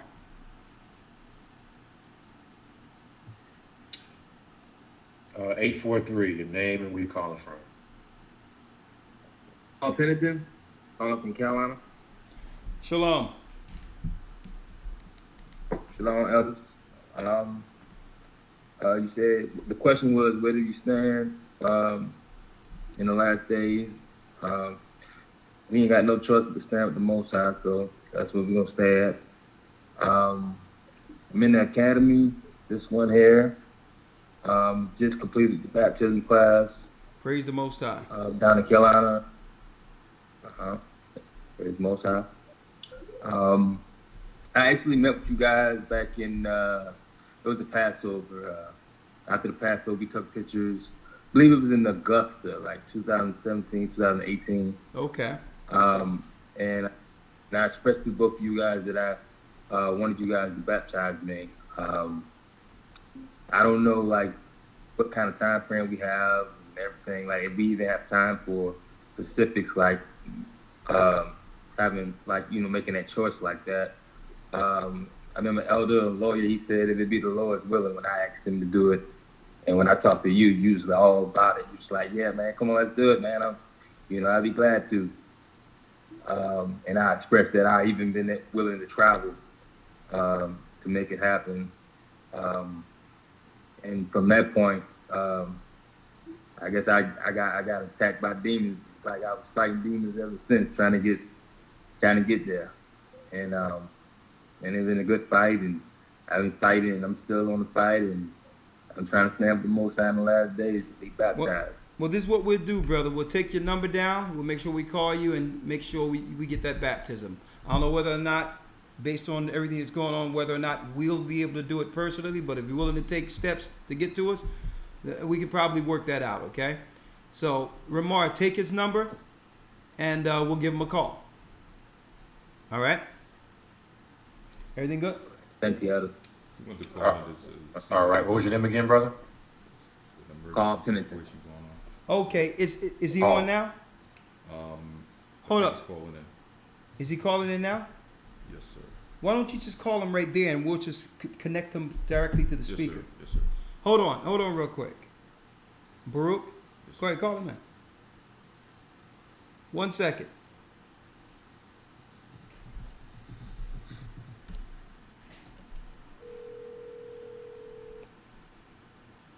You mean it's something concerning that he got to bring out on the show? Yes, sir. Yes, sir. Is this working? Yep, it's like it's going through. No, it's not. Shalom, Elder Lawya. Shalom, hold on. All right. Okay, can you hear us? Yes, sir, I can. Okay, you're live on the show. It's something you wanted to bring forth. We have Baruch, Deacon Baruch from Atlanta. What's going on? Yes, I have a brother that called in. His wife is being induced. The child is being induced this evening. He called me from the waiting room and was saying that in order for him to be in the room with his wife giving birth, that his wife would actually have to have a COVID exam. Okay? And the brother, he's trying to take it all calm. After a little bit of back and forth with, what are the options here? If she takes the test, it's not like they haven't been cohabitating. It's not like they've been, not exposed. They've been doing everything that they're supposed to be doing under the mandates by the government. Are you kidding me? So, yes, that's what they're saying, So they're trying to. So what's going on with these hospitals? Like, people can't, everything is COVID. Right. If I go in for my leg broke, I got to take a COVID test. If there's a baby, people have been having babies in hospitals since when? Since the advent of hospitals, and you had to take a COVID test for a hospital? Or the husband cannot come in the room unless he take a COVID test. They're not even saying the husband. They're not even saying the husband. They're wanting the wife who's about to give birth to take a COVID test. What so that do the that got to husband- do with anything? Not a thing. That's why it's madness. And I'm going to tell you, this is straight racist. Because I don't hear too many white people or other race of people. They're having children right now. And I don't hear this conversation concerning COVID in every area where medical is needed. Are they filming this? It's a point where they're saying that I told them to ask the questions. It got to the point where they were saying, well, it's a hospital mandate that all patients that are admitted receive COVID. And I'm like, well, if that's the case, why did you say it on the front end? Why did you have to leverage this man being in the room to help his wife and support his wife bringing forth their child? So but then they said, well, So everyone that walks in a hospital, they're told to treat or ask for a COVID test first. It's COVID before any medical help. No COVID, no medical help. This is how they're getting all these felonious numbers. Right. Everything is COVID coming in the door. Now, let me ask this as well. Are you saying that if she gives birth to the child without a test, that they are going to isolate the child if she's not tested? Or Yes. did I read that? Okay. Absolutely. That's what they told him. What you mean isolate the child? Have the child in isolation from the parents, I imagine. Okay, until so they what test. they did was they waited till she was already induced in a position where there's no alternatives. Exactly. And then they sprung it up on her with her being in labor. The first thing I asked the brother was, look around at the other hospitals, walk up out of there and go to another hospital. But this was a planned thing for them to be induced. And with their insurance, you know how that preferred provider, whatever restrictions based on your insurance, you go to this place to have your child. And, they don't have it in any other place. It's like this, though. It's like, this is what it comes down to, right? It comes down to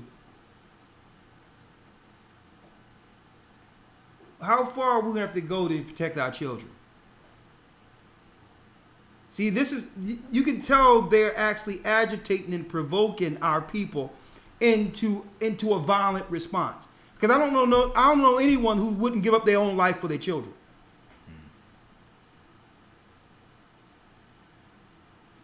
And I mean, They were threatening to call security, and I told them, I asked them for what? You're not being belligerent. You're not being, out of hand. You're asking questions, and you're asking, ask questions in a sensible manner, in a calm manner. She's there to be induced, so there's no contractions or labor pains. Time is still on your side, but get clarity and make sure that you stay with your wife. Okay, this is what you need to do when you talk with them. Only thing you need to do is don't even put the hospital out there right now. Take names. Right now, the only thing he's doing is running around there with a pen and pad, taking names of everyone in that hospital. That's all he's doing. Anyone that's saying it, that's fine. I agree. Okay, let me have your name. I need your name. Everybody. It doesn't matter who the nurse is, who the doctor, whoever he or she is. Take the names. Okay, because the whole deal is these are the people that are going to be responsible for harming any of these people directly. They have nothing to do with anybody else. These are those people. Take their names. Okay, And Yes, sir. if he can, you understand, hey, there's other alternatives. I mean, even in an emergency, if they have to, call it an emergency midwife who's already licensed with the hospital to come in, and let a midwife take it from there.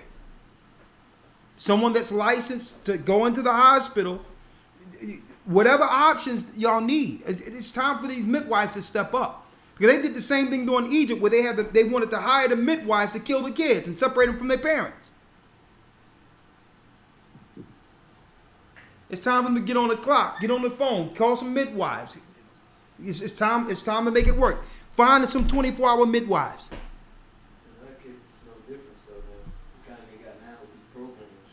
I'm saying it depends. You got, make it work. See the options anyway. Hey, Baruch, spin the wheels. Get it working. I'm on it. All right, my brother. Okay. I'll call you when Yes, I'm sir. off for this. All right. Shalom. Oh, man. Are you kidding me? There's no proof that anyone has COVID going into the hospital. People had babies since the beginning, since Adam. This is straight racism. This is straight race. This is, other nations aren't going through this, folks. Where we walk into the doctor's office or the hospital and automatically they're trying to label us COVID. This is 70 AD again, folks, where it says, woe to them that give suck in that day. Woe to them that can't even have a baby without stress. Can you imagine what this woman's going through? Enough stress having a baby. You going to these places stressed, pressured on whether or not you're going to walk out or not. What does this mean if I take a test? And if I'm taking a test, I'm on the list that you need more people under the death toll. Are you going to put me on a COVID floor? Then am I separated from my baby at this point? Exactly. Am I on a ventilator with my baby growing without a mother? That's what this is? I'm going to tell you, folks. I'm going to tell you, they're really trying to push for a response. That's what they're doing. They know someone is going to lose it. Mm-hmm. They know it. Wouldn't you lose it for your child? And yet, there's no hospitals, there's no news reporter reporting on how these people are being treated in the hospital. There's no reports out there at all.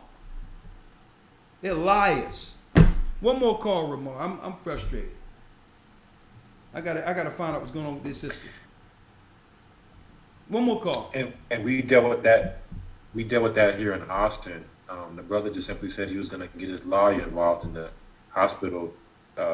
They stopped, they got with the program. They stopped messing with him on all that stuff. So, man, listen. The brother need to be patient, but it got to come a time where they got to understand the smokes coming out of the ears and nose, and understand. Well, listen. If anything happened here, I'm willing to sacrifice everything for my family. So, you got to ask: is what you dealing with worth what you've created? Okay. Right. Because we just having babies here. That's it. I know under the depopulation program that's a crime in itself, bringing in another child of Israel. I know that's an issue for you. Okay, but my insurance is paying for a regular pregnancy. In any other year, I will be here waiting for my child to come. Mm-hmm. Okay? Exactly. So you take that COVID up the street. You can take it next door. Anywhere you want. We having a baby up in here, and we're going to have a baby like we used to. Okay? Next one. Yes, sir. Last call. 816. Where you calling from, and what's your name?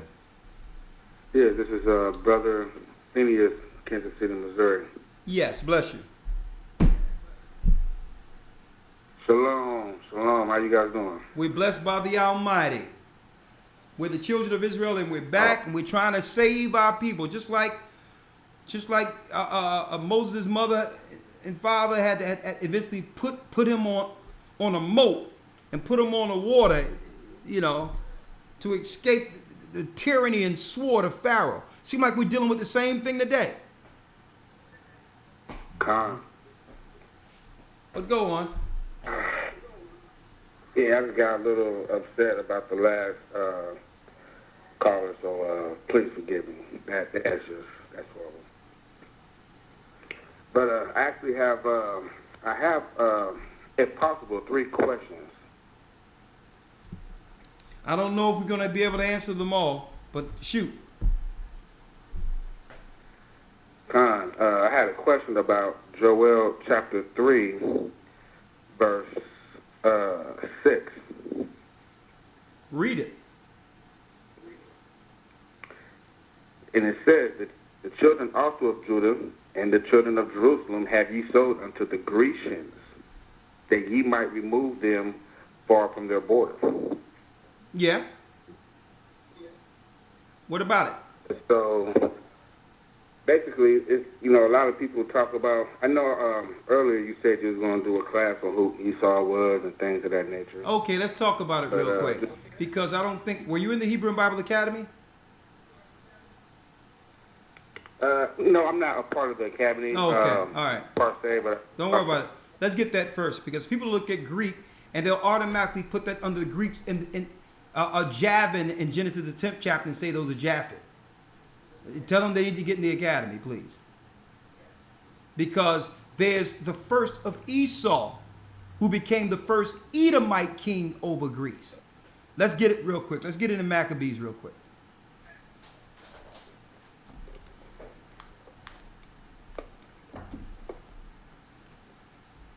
See, in the academy, like we're going into who's Edom, the 4 beasts of Daniel, these things are broken down in serious historical and biblical detail.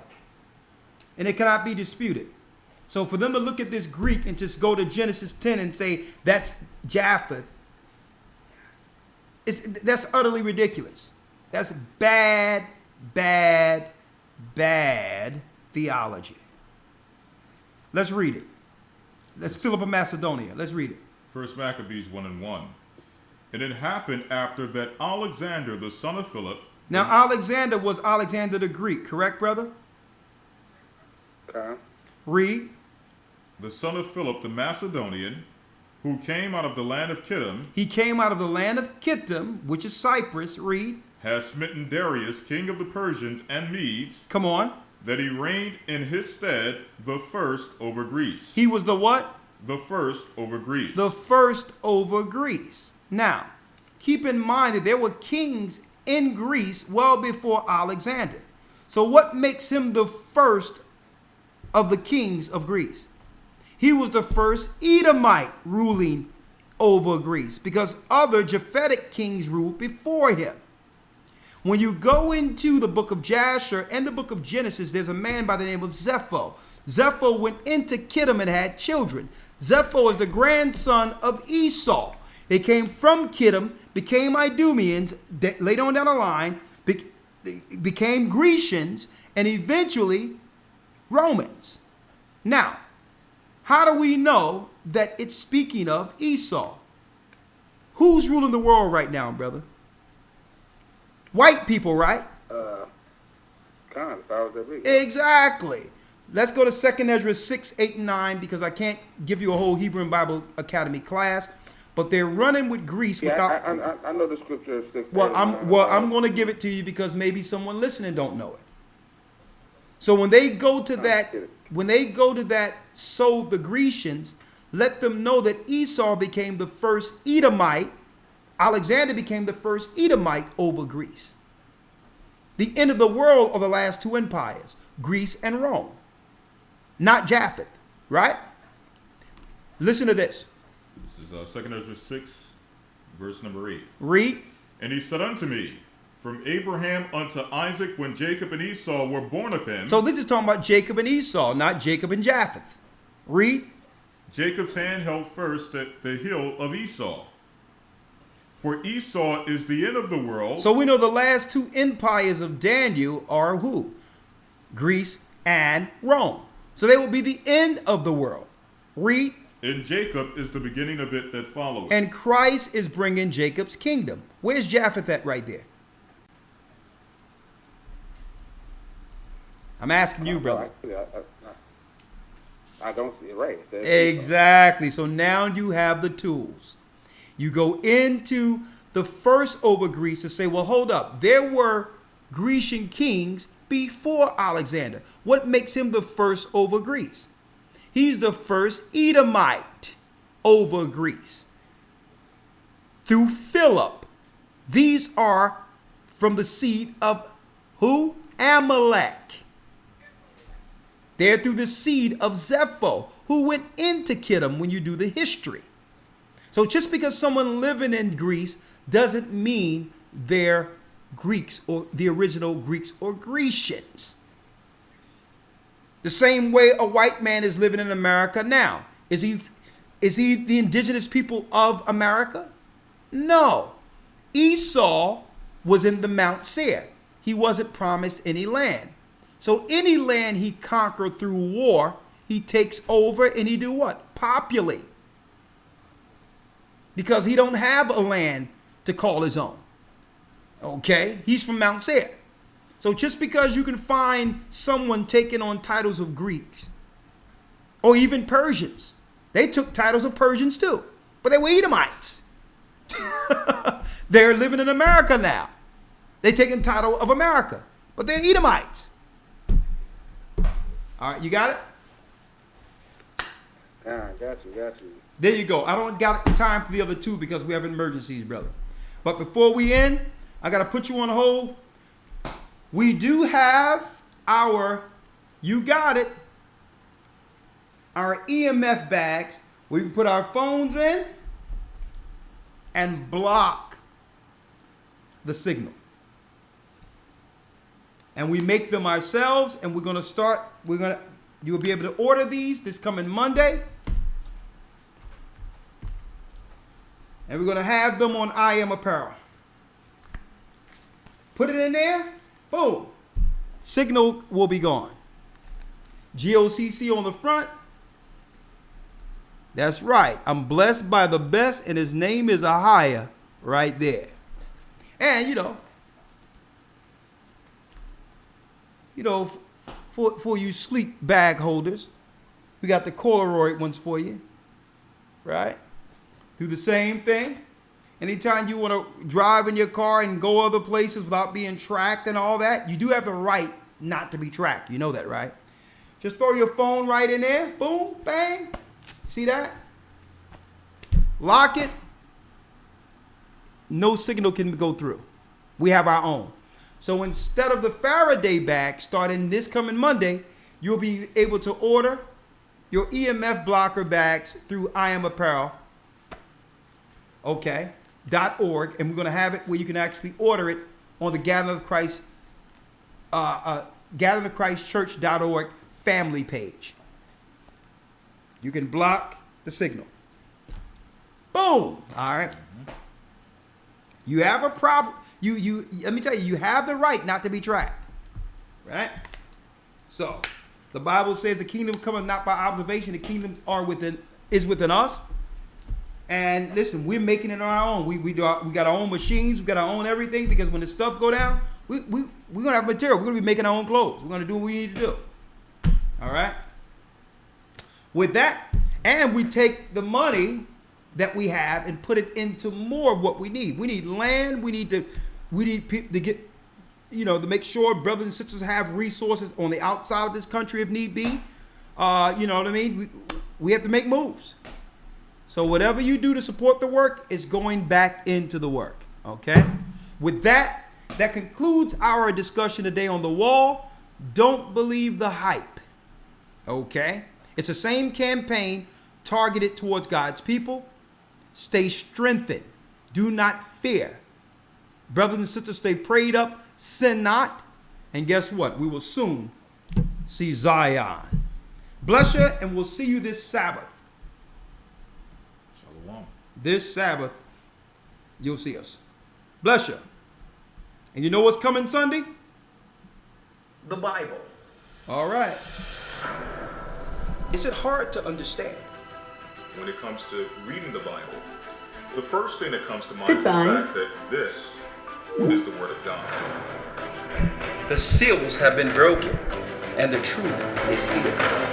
And when we go throughout the scriptures, when we go throughout extra biblical records, we find that the language that God employed, that he used to create the heavens and the earth, was the Hebrew language.